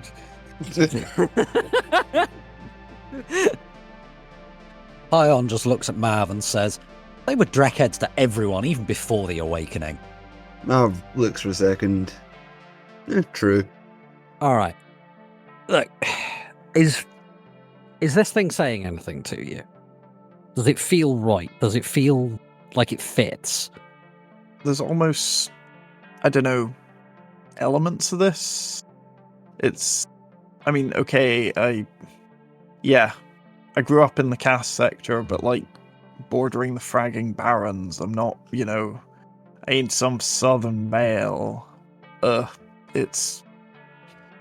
yeah, I've run into stuff like this. Like, people would wear stuff like this. It's, it's Denver. It's the mixing pot of the sixth world. Fair enough. So I guess you're guessing it doesn't fit. Ignore it. And he puts the ward back up, and he pulls down the ward on another object. This one looks like lots and lots of Celtic knotwork on a really big, heavy, chunky Thor's hammer. Wow, which trailer pagan did you steal that from? He just laughed. I think pretty safely discount that one. I like wine, not mead. Yeah, this thing's trash. This thing's fragging trash. I just chucked that in there because it's fragging Norwegian bulldrag. He picks it up and just leans back in his chair, flings it across the room, and you hear it clang into a bin. And he says, I only stock that for the tourists. All right, that was the ringer. You've actually spotted the one that's bulldrag. Have a look at this. And he pulls out. This thing actually looks... It's still a Thor's hammer, but it looks old. It's got a lot less decoration on it, and it looks silver, unlike the other thing that just looked like pewter crap. This ain't gonna be you, says Pyle, but I'm interested to see what you get off it. There's kind of a raw, almost sort of elemental, I don't know, strength to it. It makes me think of, I don't know, log cabins and furs, and I mean, it's not exactly screaming out to me, but there's a certain coziness to it. It's very old world, old magic. Yeah, that one. That's probably one of the oldest things in here. It's not exactly fourth world, but Reawakening? Oh yeah, it's pre-awakening. This thing's older than the United States was before it turned into the Kaz and UCAS by a fair amount. I didn't know that you kept this island. Yeah. Shall we say after Cat fragged off, it's what I've been turning to. Anyway, look. What do you mean fragged off? We're not going there. Oh. Well, that answers the question. Moving rapidly on. Don't look deeper on this. What? Sorry, what? Oh god, I'm so hungover and I'm so stoned. What was your name again? Me? Yeah, you with the eyes and the blue hair. Sunshine. Thank you, Well, Sunshine. To my friends. It's not what's on my birth certificate. What would you like me to call you then? Sunshine. All right, cool, Sunshine. Just don't look deeper on it. That thing's like an onion, and if you go down to the deeper layers, that'll frag you up if you ain't ready for it. Okay, look, you said you got Denver accent, but your family clearly didn't start in Denver. You're not Amarin. Do you want to try something from where your ancestors are from? You're saying, do I want to try Shinto? No thanks. I've had quite enough of that shoved down my throat for one lifetime. Okay. Thank you, Mum. Tell you what, rather than me picking Drek out, if you go out onto the floor, it's going to be like the light show at a Maria Mercurial concert. Are you okay with that? I mean, could we try doing this without the deepweed? Just wander around and... Alright. I mean, look, if you're saying... If I'm supposed to be magical, and this Drek's supposed to be magical, it should still be doing stuff, whether or not I've got the light bulbs turned on. Yeah, it'll help you see what you're looking for. It'll speak to you more strongly. There'll be a bit more noise, but it'll call out harder. Tell you what, before you do, there's one other thing I want to show you. I'm going to ask, though, with this one. And I'm going to tell you what you're looking at. Being magical ain't all sunshine and rainbow. We see pretty shit, we get to do cool Drek. But there's nasty Drek out there as well. And you need to know what it looks like. So I want to show you something. Don't friggin' touch it. Alright? You okay with that? Am I okay with literally any of what's going on right now? No, of course I'm not. So... Fair enough. Look, drag it. Just get on with it. So he drops the ward and lifts the lid on the lead-lined box, and inside is what looks like a dagger made out of human bone. And just before he lifts it, he says, "This has done some dark things. Don't look for too long, right?" I glance briefly into the box and get a rush of, like, screaming that you can't hear. And then sort of gag and look away. And he slams the lid down on the box and puts the ward back up. Mav, what did you get off this thing? Mav, none of the items so far have given any sort of humanity to Mav. They've all been angles, even the people, like Pion and Tiger, they've all just been shapes on the astral. This one looked like dripping blood. And as he puts the ward back up, he looks over at Sunshine and says, "You okay?" That's... Yeah. Why have you even got that? Like, would you actually sell that to someone? Oh, frack, no. If somebody tried to buy it, I would have mana-bolted them where they stood 3 years ago. Now I just shoot them in the face. Shall we say that... We can digging a big hole in the ground? Some things are better contained than destroyed. Should we say that they're better in the hands of a person that hates everything that it is and what it has done and knows the right people to hand it off to when they can't hang on to it any longer than kicking around where any dreckhead with a shovel can find it? Are you okay? Do you want another soy calf? Please. Yeah. Toiga. Can Yes. you he hands you the lead box and says, "Top cupboard, can you shove that in there, please?" So when he hands it off to... When he first opened it, like, Toiger, like... And a normal person, it would have been like a yelp. Toiger hissed and drew back.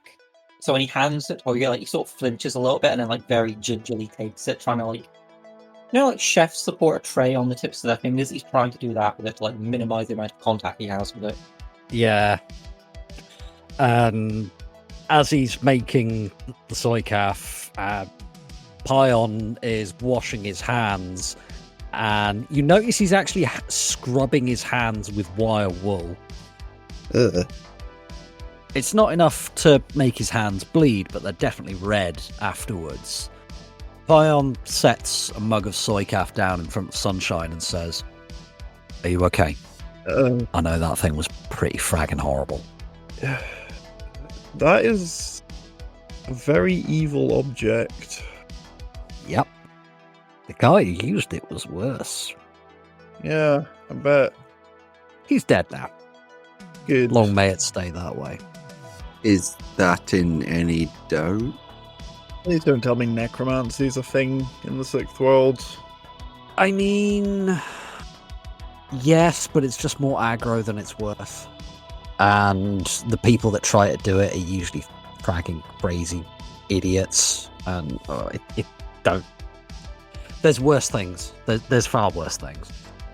Worse things like the pretentious tools who insist they are communing with the spirits of the departed, rather than a genius loci that has had a personality imprinted onto it. You know as well as I do, Toiga, that those are called con men. And they are exhausting. Especially when the person they're conning most is themselves. They get less exhausting when you mana bolt them. No, but I can't mana bolt them. You could learn to mana bolt them. Oh, that's why I brought this ratty old book. I'm hoping Pion might have the rest of it, and then I can learn to liquefy them with my mind. Are you just wanting the spell formula for mana bolt for a shaman that follows her? Oh no, it's not mana bolt. This was written by a gentlewoman calling herself Nefertari the Younger. She was All right. Egyptian tradition. Worshipped Merit Sedja. Basically, it's an acid What? spree spell, and I would like to liquefy people. All right. Well, I tell you what. I'm gonna take that away from you because you ain't Egyptian tradition. For a start, you'll need to learn to use Drek like that thing, and he points at the cupboard. I'll get you the formula. Just please give me the damn book before you learn something that'll hurt you and everyone around you. So Toiga hands over the book, and then he goes it's not so much into the coat. You get he's going in onto his belt, but it's behind him at the lower back. So Sunshine, I don't know what that was, but it was certainly an object of intense violence. Technically, the thing I'm about to show you is a weapon. Toiga sort of pulls out. It's a little hand-painted folding fan, and when he snaps it open, it's a city, a modern skyscraper city scene, but painted in ink brush Chinese style. And there's a little cat just sitting looking at it, and just sort of holds out. This is a combat focus. It helps me to cast spells of pain and destruction. Look at it and tell me how it compares to that. While you're doing this, Pion sat down. He's pulled out the backy tin again, and he's working a grinder. Yeah, that ain't deepweed. Doesn't smell like that. Doesn't smell like seaweed. That's just he's just having a spliff. I want to turn this off soon. As soon as you're ready, let me know. You're saying I'm supposed to be seeing this thing as the same as that thing? Is it? Honey, if it's like that thing, I would have fragging shot him. Yeah, okay, because I'm not seeing that. That's like comparing a knife to a machine gun. More like comparing a knife to sarin. Or nuclear fallout. Ooh, let's not fragging go there. You don't want to know what that looks like on the astral. Yeah, you know what? I'm happier not knowing. Don't go to Belgium. Okay. There's a different... So, this was meant to be a helpful illustration on how intention can influence something. The person who was holding that knife was using it to do harm to someone else for the sake of doing harm. This is just a weapon. It's no more evil than one of Mav's guns. Mav, at this point, removes his, what gun do I carry? Christ, I don't know. Not the big one. I know what the big one is off the top of my head. On a squad support weapon on the just puts down a fucking Spandau on top of the coffee pot. No, Mrs. Dasher. Mav, in a way that's like obviously not drawing a gun, pulls his manhunter off his belt and looks slightly askance at it. Does it have an aura? It probably doesn't. Probably isn't even there on the astral. No, it just looks like a grey blob of technology. And Pion shrugs and says, well, if we're playing this game, pulls out an Ares Predator and puts it on the table and says, right, anyone else ponying up? I thought we were here to discuss magic. If we want to do this, Drake. I was just wondering if a well-practiced weapon had acquired an aura. Let me have a proper look. I can't see anything. Can No. barely even see it. No. Yeah, because it's technology. It's processed. Have you committed some horrific murder and delighted in it whilst holding this weapon? I've never done that while in general. Then it ain't gonna have an aura. Or, I don't know, there's other things you can do to give an aura to...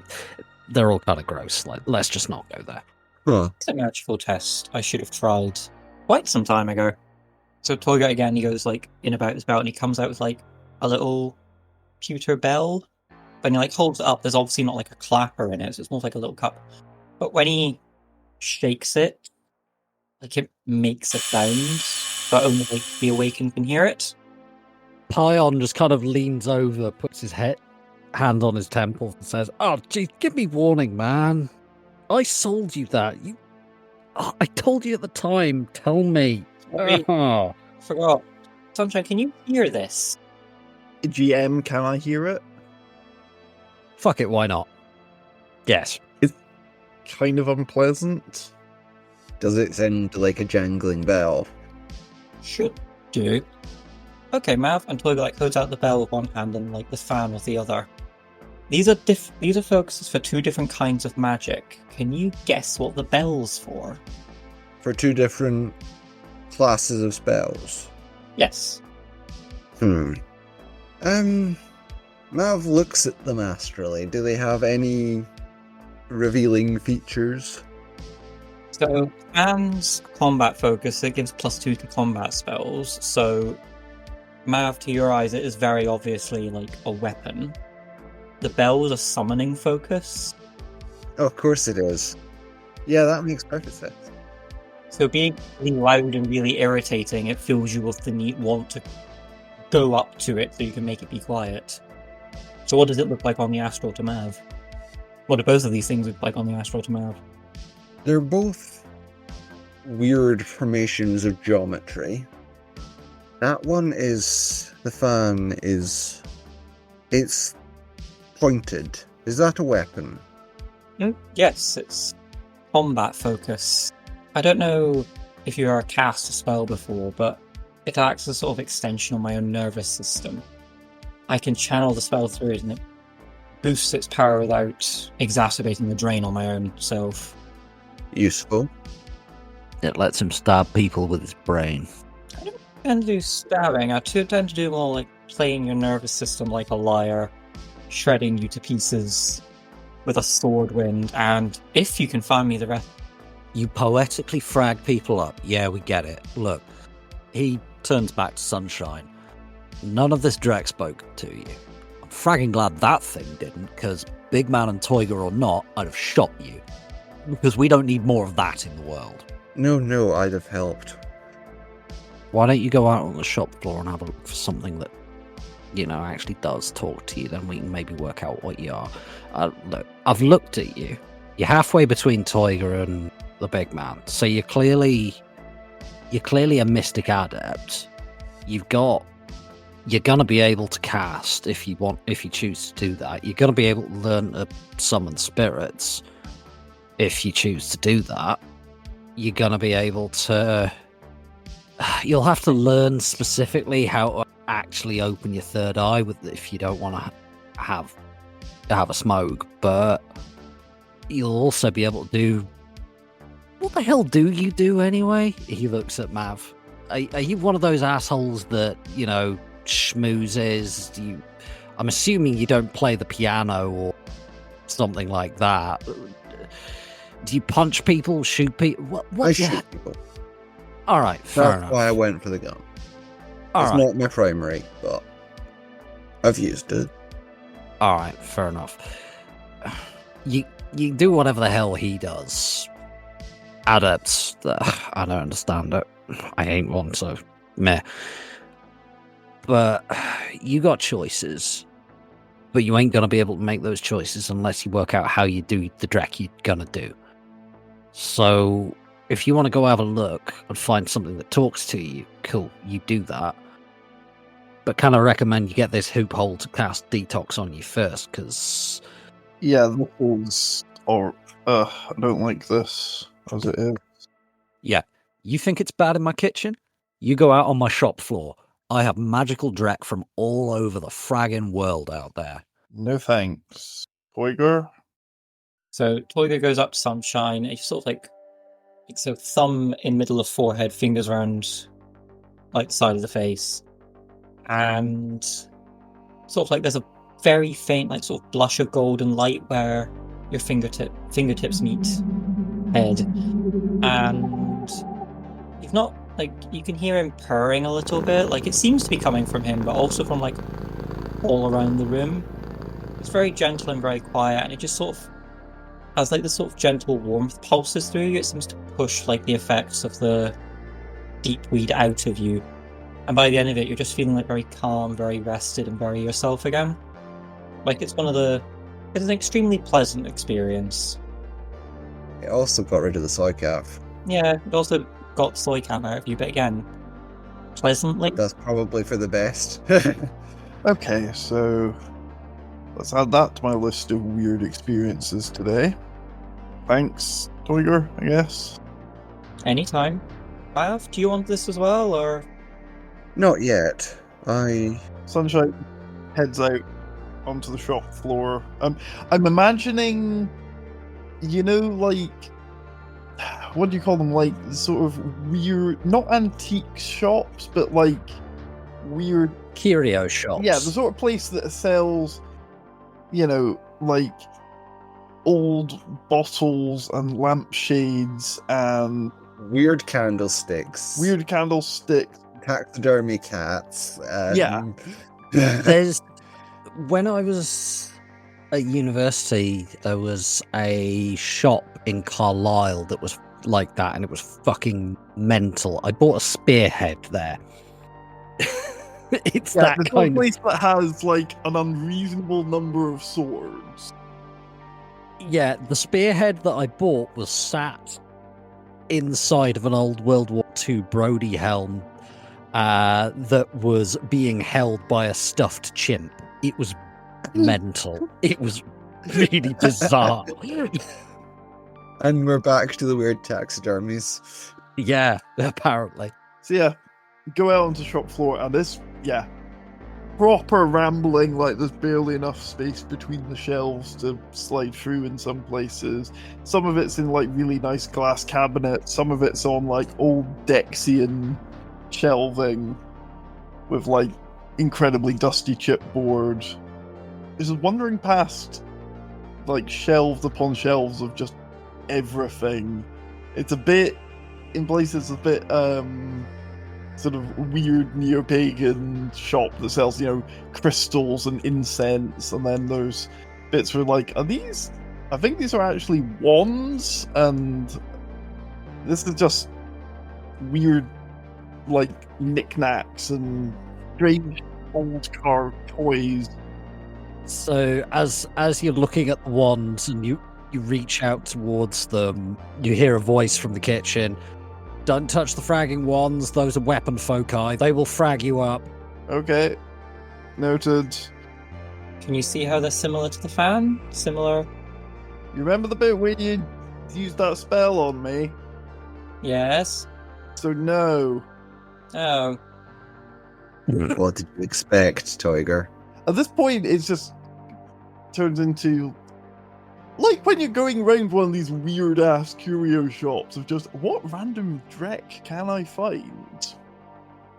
Meanwhile, Pion sits down next to Mav and just says, "Psycaf and a spliff, not deepweed." I'll take the calf. Your loss, and makes you a coffee. Tiger, you having a smoke? Oh, go on then.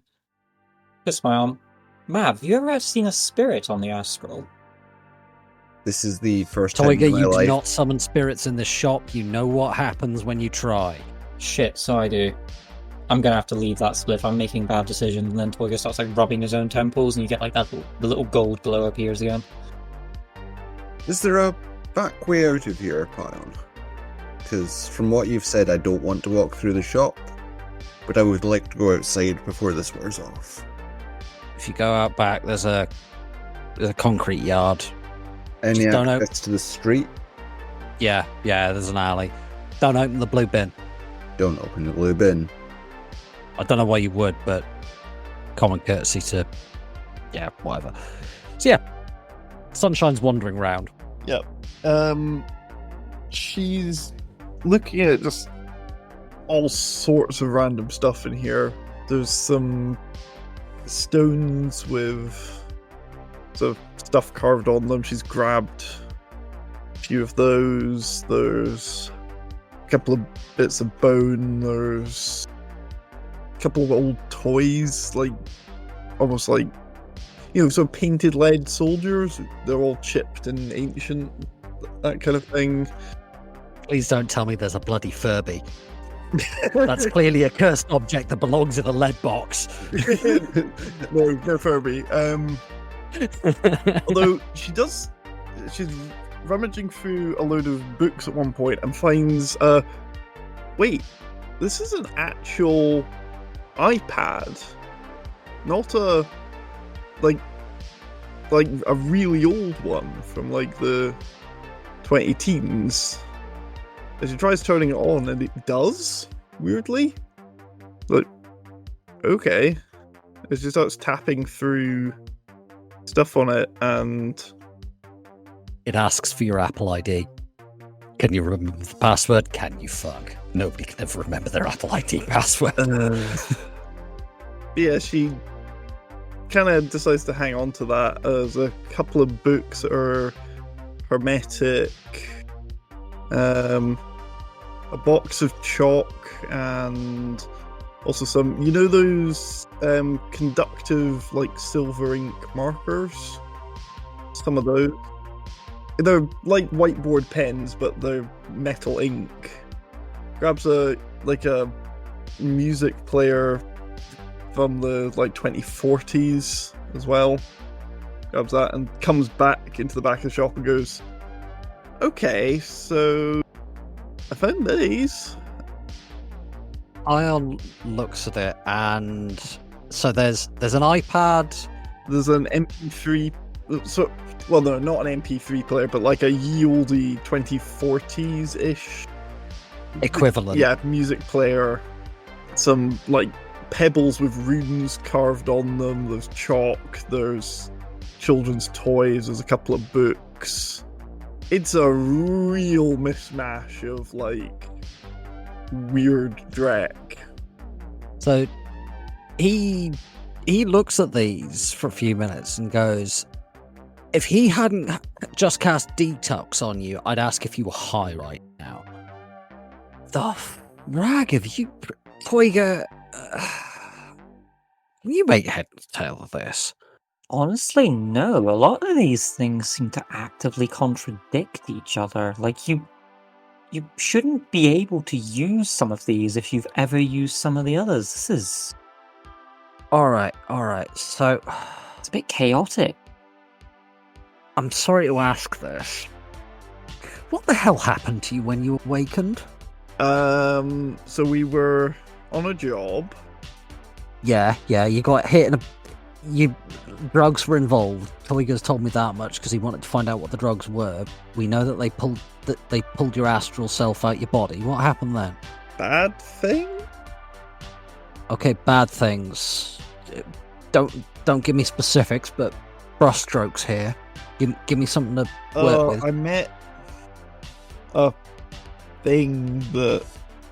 You met a thing? What kind of thing? Guess a spirit or something? I don't know. A spirit or something? Come on, narrow that down.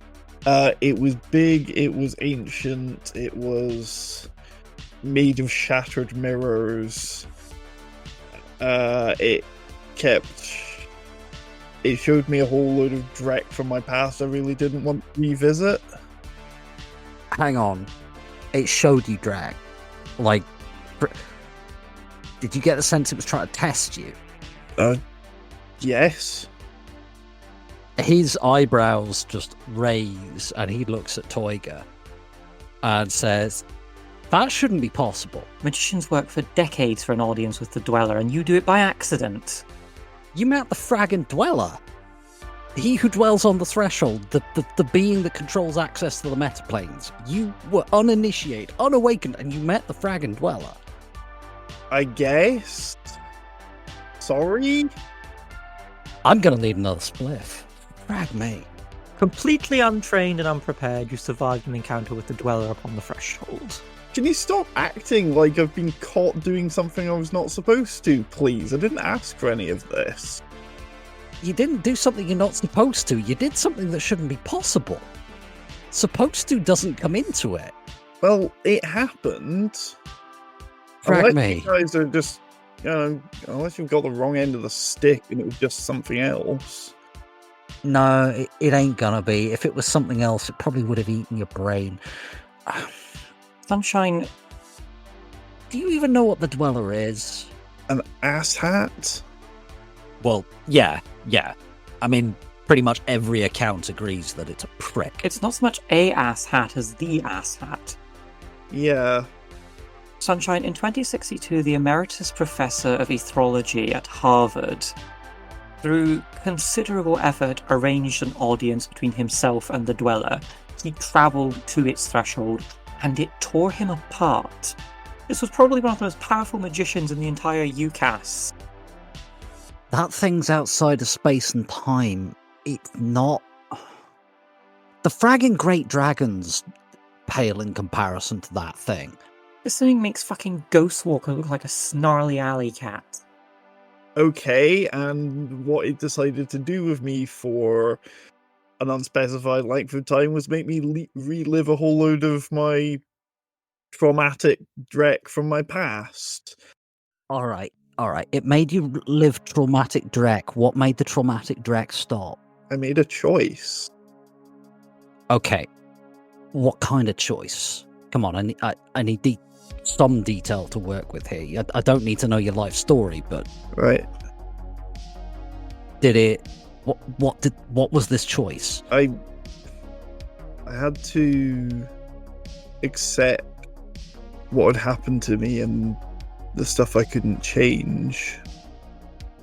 And then, but I had to not let that rule me.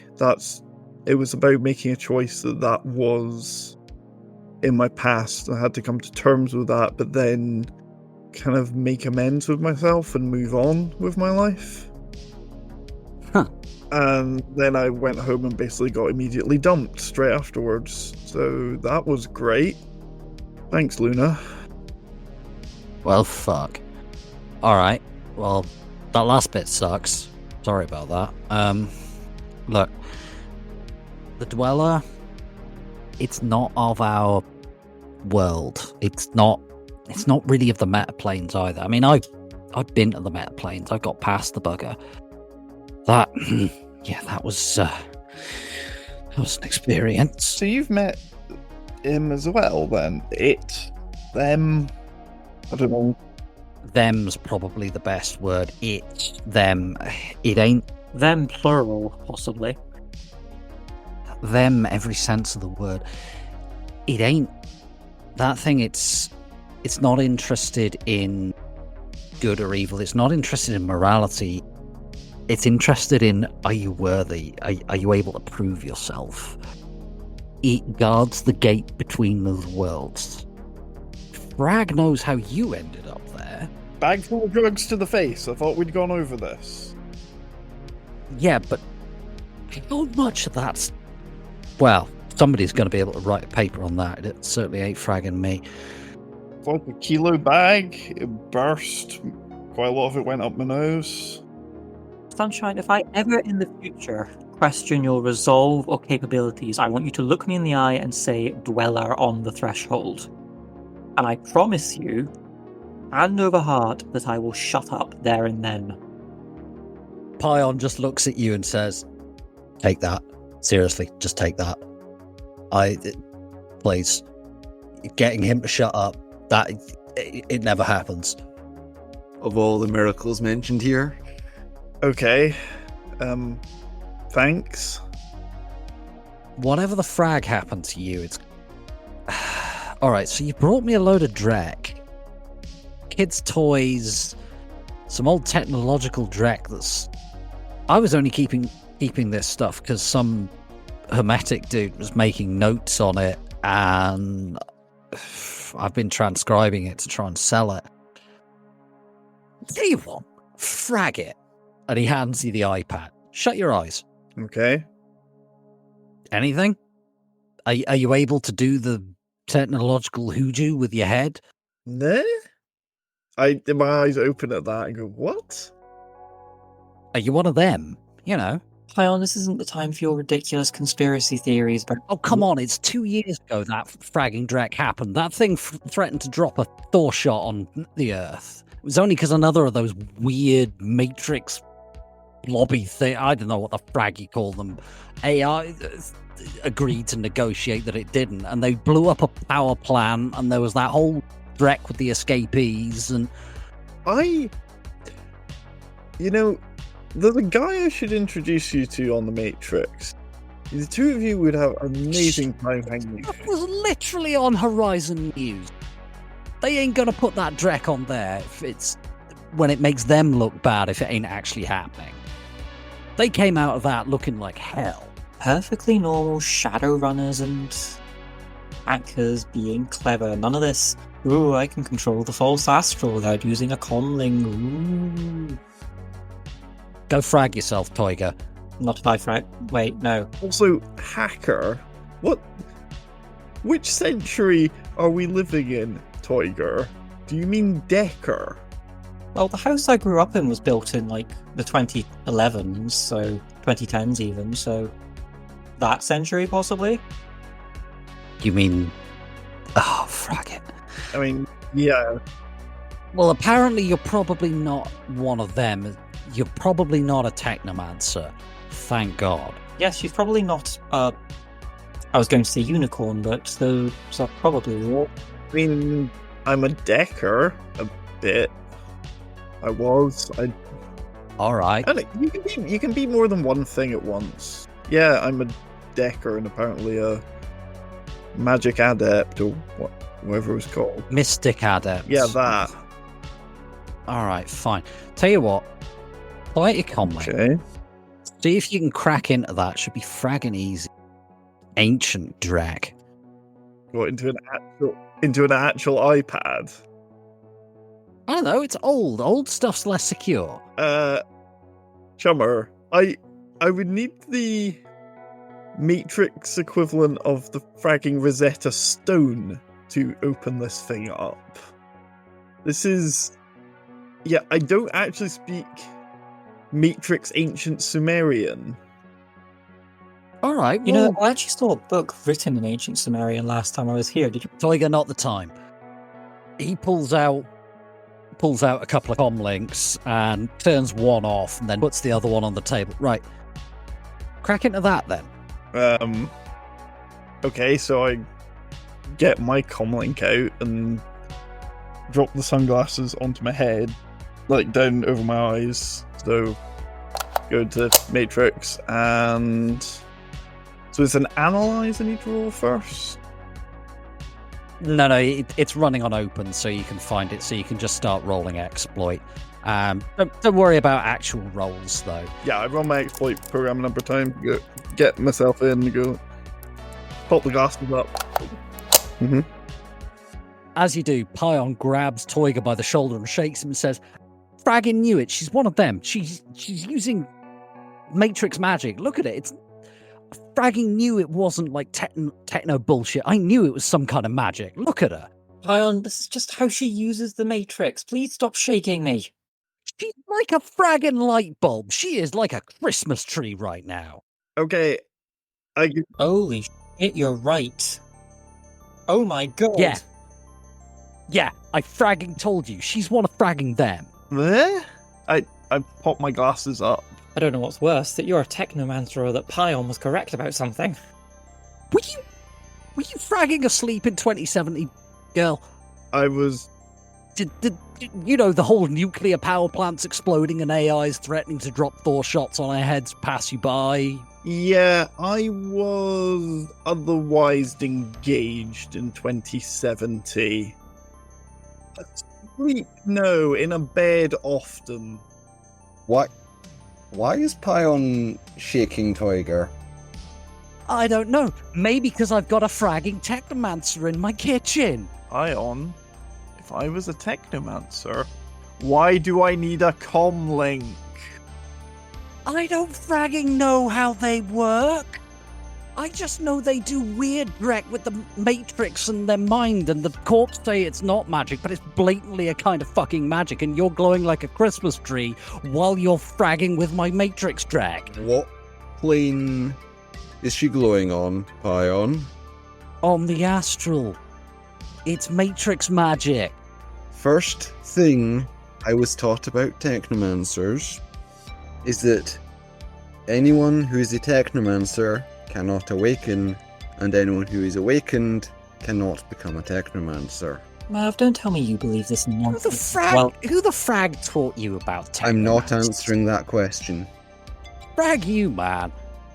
And what the frag, Toiger? You built a frag. She's not. She's got a She's ball. awakened. We can see her on the astral. Yeah, and it's magic in the fragging Matrix. They shouldn't be mixing. People blow shit up. She's her boogly woo, I'm going to blow up a power plant, am I? She's an adept. I don't know what the Matrix does. Sunshine, Yo. have you noticed your hacking getting any better in the last, 2.5 weeks? I mean, I've not done a lot of decking recently, but I don't know, it has seemed a bit easier.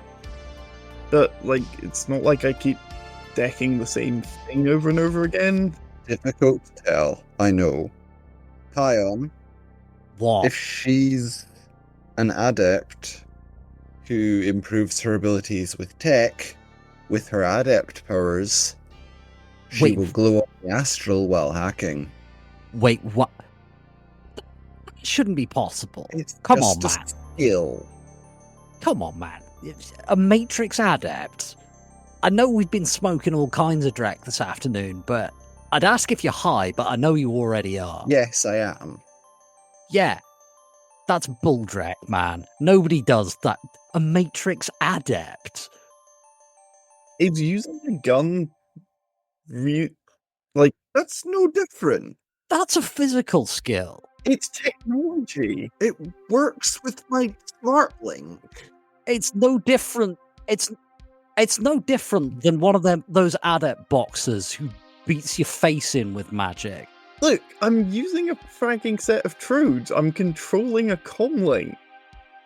This shouldn't be fragging possible, though. This frags with basically every rule of magic. No, it doesn't. Entire shop of magical gewgaws that were thought to be impossible 100 years ago. Yeah, that were possible 5,000 before that. I mean, this is crazy bulldrag. That's only because the Matrix wasn't invented 5,000 years ago. Oh my god, even when he's high, Mav's the voice of reason.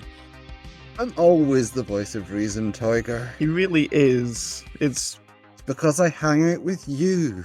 I'll drag this. And he gets up and he goes over to a cupboard, pulls out a bottle of whiskey, plonks it on the table, and there's 3 glasses, and he looks at Toiger and says, "Sorry, I've only got soy whiskey.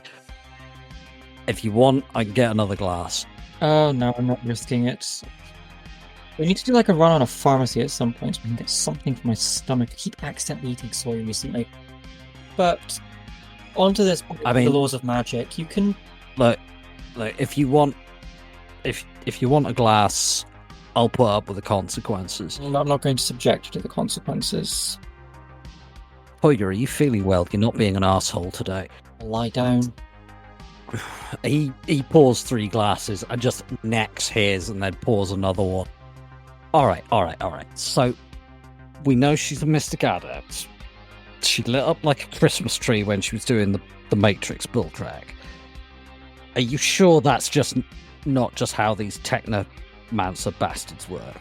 No, because it's visibly magic, like any of the 3 of us would use. Yeah, but you say what they do isn't magic. It's definitely not astral, what a technomancer does. Has anyone ever sensed a technomancer? Yeah. They're not that rare. You haven't? What No. the frack are you talking about? No, but have other people done it? Oh. I mean, yeah, sure, corpo bastards and the cops. Okay. And any of them... And technos don't light up on the astral. And how the frack do you know that? Not answering that question, Pion. Well, we're not going to fragging get very far if... I will tell Fine. you anything I learned there, Fine. if it's relevant. We've all got a past. Okay, like... Okay, so assuming Big Man's right, and they I'm don't right. light up, where the frack does that leave us? He's a mystic adept with tech abilities. That's fragging weird. But not impossible. Fragging 1% of the population, and every one of us is different to the next. Of course we're fragging weird. Of course she's weird. It also makes a surprising amount of sense. You can channel your magic inwards to improve reflexes, increase nerve sensitivity, muscle density, things like that. I suppose subconsciously you're acting on your nervous system and brain to improve your skill as a decker. The more I think about this, the less unreasonable it becomes. I mean, decking it's about response times and practice. That's exactly the same as me shooting shit. Muscle memory, practice, skill. Toyga, I'm almost tempted to ask you to cast Detox on me to see if I am hallucinating right now, but I know how hellish I'll feel. You would waste that whiskey. I mean, it's pretty cheap. I mean, it is. It's there to do a job. Talking of stuff on that table, what is a collection? There's an OG iPad, a 2040s music player, some toy soldiers. They're like Victorian lead ones, aren't they? Yeah. It's not. With like the paint. The all franchise. off. It's not the franchise we won't mention. What? Battle Axe 30k. Oh, right, yeah, no, it's not Battle Axe 30k. And there was another thing. What was it? There's some hermetic books. There's a couple of them. They're quite basic stuff. Yeah, there's pebbles with runes on them. There's some chalk. There's some metallic pens. Is this Toyger's Christmas shopping? You don't want to know what he bought last December. See if I get you a present next year then, Pion. I thought the tie was nice. Toyga, much as I appreciate the thought, why the hell would I wear a corporate noose? Fancy dress? I've not heard it called that before. I like that. Alright. Where did this dreck come from? Your shop. Yeah, but I get a lot of this from clearance. The iPad was owned by some hermetic dude who was writing his thesis. More recently, why is it on the kitchen table and not in the shop? He brought it here. He points at Sunshine. Yeah, you told me to go through the shop and pick. Oh, this is what you. Apparently, resonate this with. random collection of trash speaks to her. I just use the chalk for the board out the front to say there's a sale on love potions when I'm having a slow day. That is utterly meaningless. Well, I thought we agreed you were going to stop grinding up Viagra and mixing it with Hurled. I did. It's now just watered down monster and water with a little nip of whiskey in Watered it. down monster and water. I'm high, leave me alone. Well, still less troubling than the actual concept of a love potion. Hey, idiots buy it. Indeed. Right. Looking at all of this together actually hurts my brain. Why are there so many different numbers of sides? Why does it hurt? Oh, I can't even look at that. Mav looks away.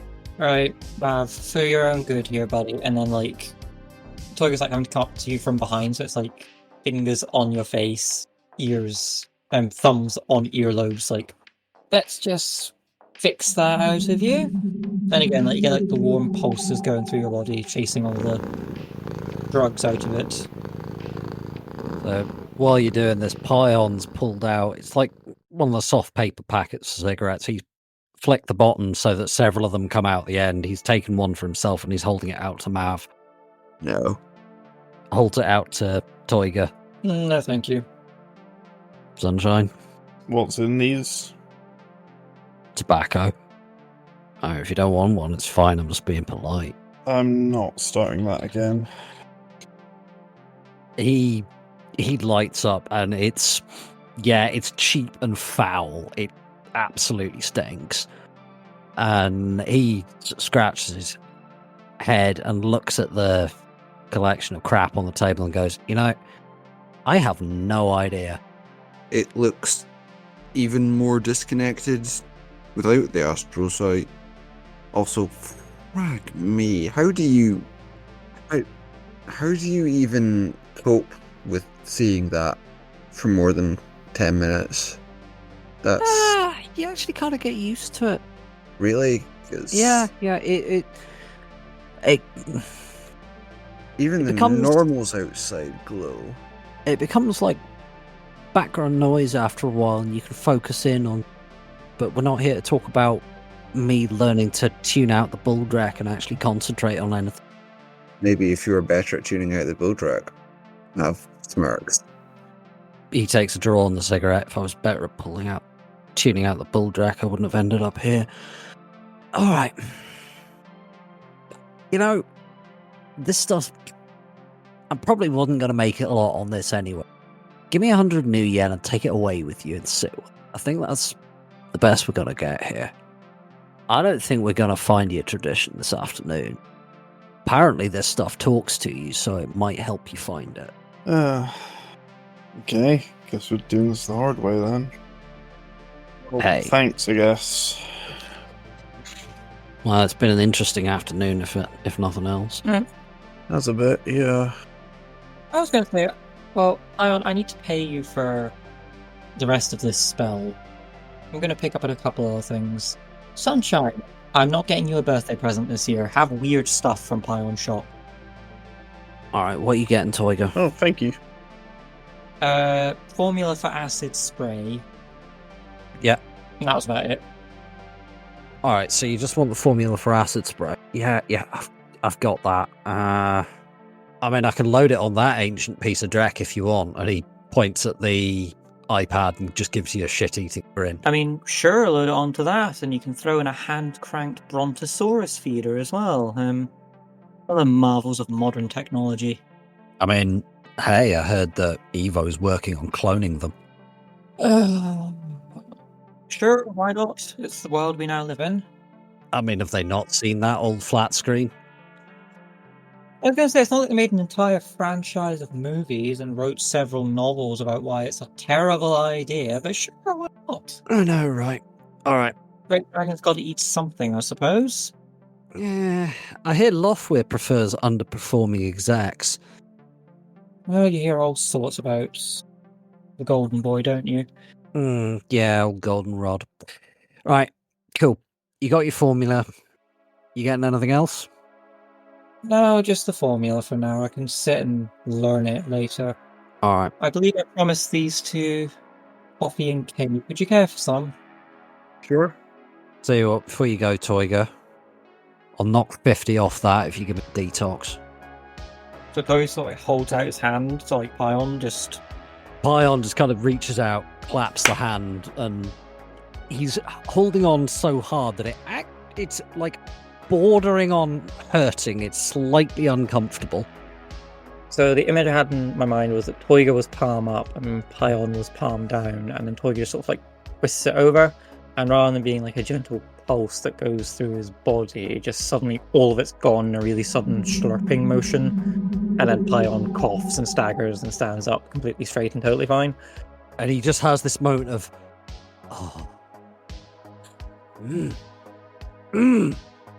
yeah, cheers for that. Do you want me to do something about the other stuff I sensed there, or are you going to handle that yourself? Toiga, a lot of what you sensed, there's no fixing that.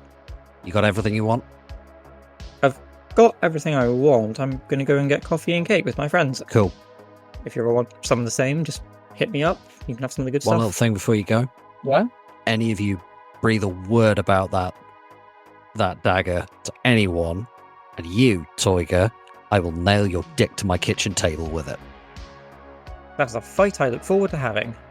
With all due respect, Mav, Sunshine. Don't breathe a word about it.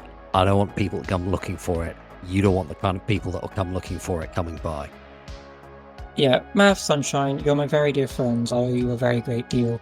If I hear so much as a whisper of a rumour that somebody is in this city looking for this dagger, I will kick in your front doors and demand to know who told. Before Pion nails my dick to his kitchen table. Okie dokie. Noted. Super. Off to Soybucks. Mav, as we're sort of leaving, turns to Pion and holds out his right hand in a handshake motion. Pion looks genuinely shocked for a moment, sticks the cigarette in his mouth and actually takes your hand, shakes it. Pion, yes? Yeah. Good to meet you, Pion. You want me to keep calling you big man or something else? Mav will do. Mav. Alright. You're alright. Do you mind if I come back here if I ever need... I mean, I don't sell a lot to you guys, but yeah, sure. You might have a better line on some things I might need. Yeah, right. Cheers. Thanks. Yeah, he's actually looking genuinely confused by civil conversation. Mav is in fact not Toiger. This may shock people. He's so used to the bitching and sniping with Toiga that he doesn't quite know how to deal with civil conversation. And that's how we get it.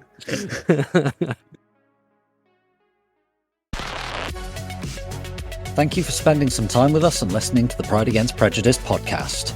We hope that you enjoyed the show and look forward to seeing you again in 2 weeks' time for our next episode.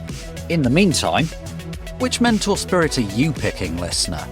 Not your character, you personally. Let us know on our Discord.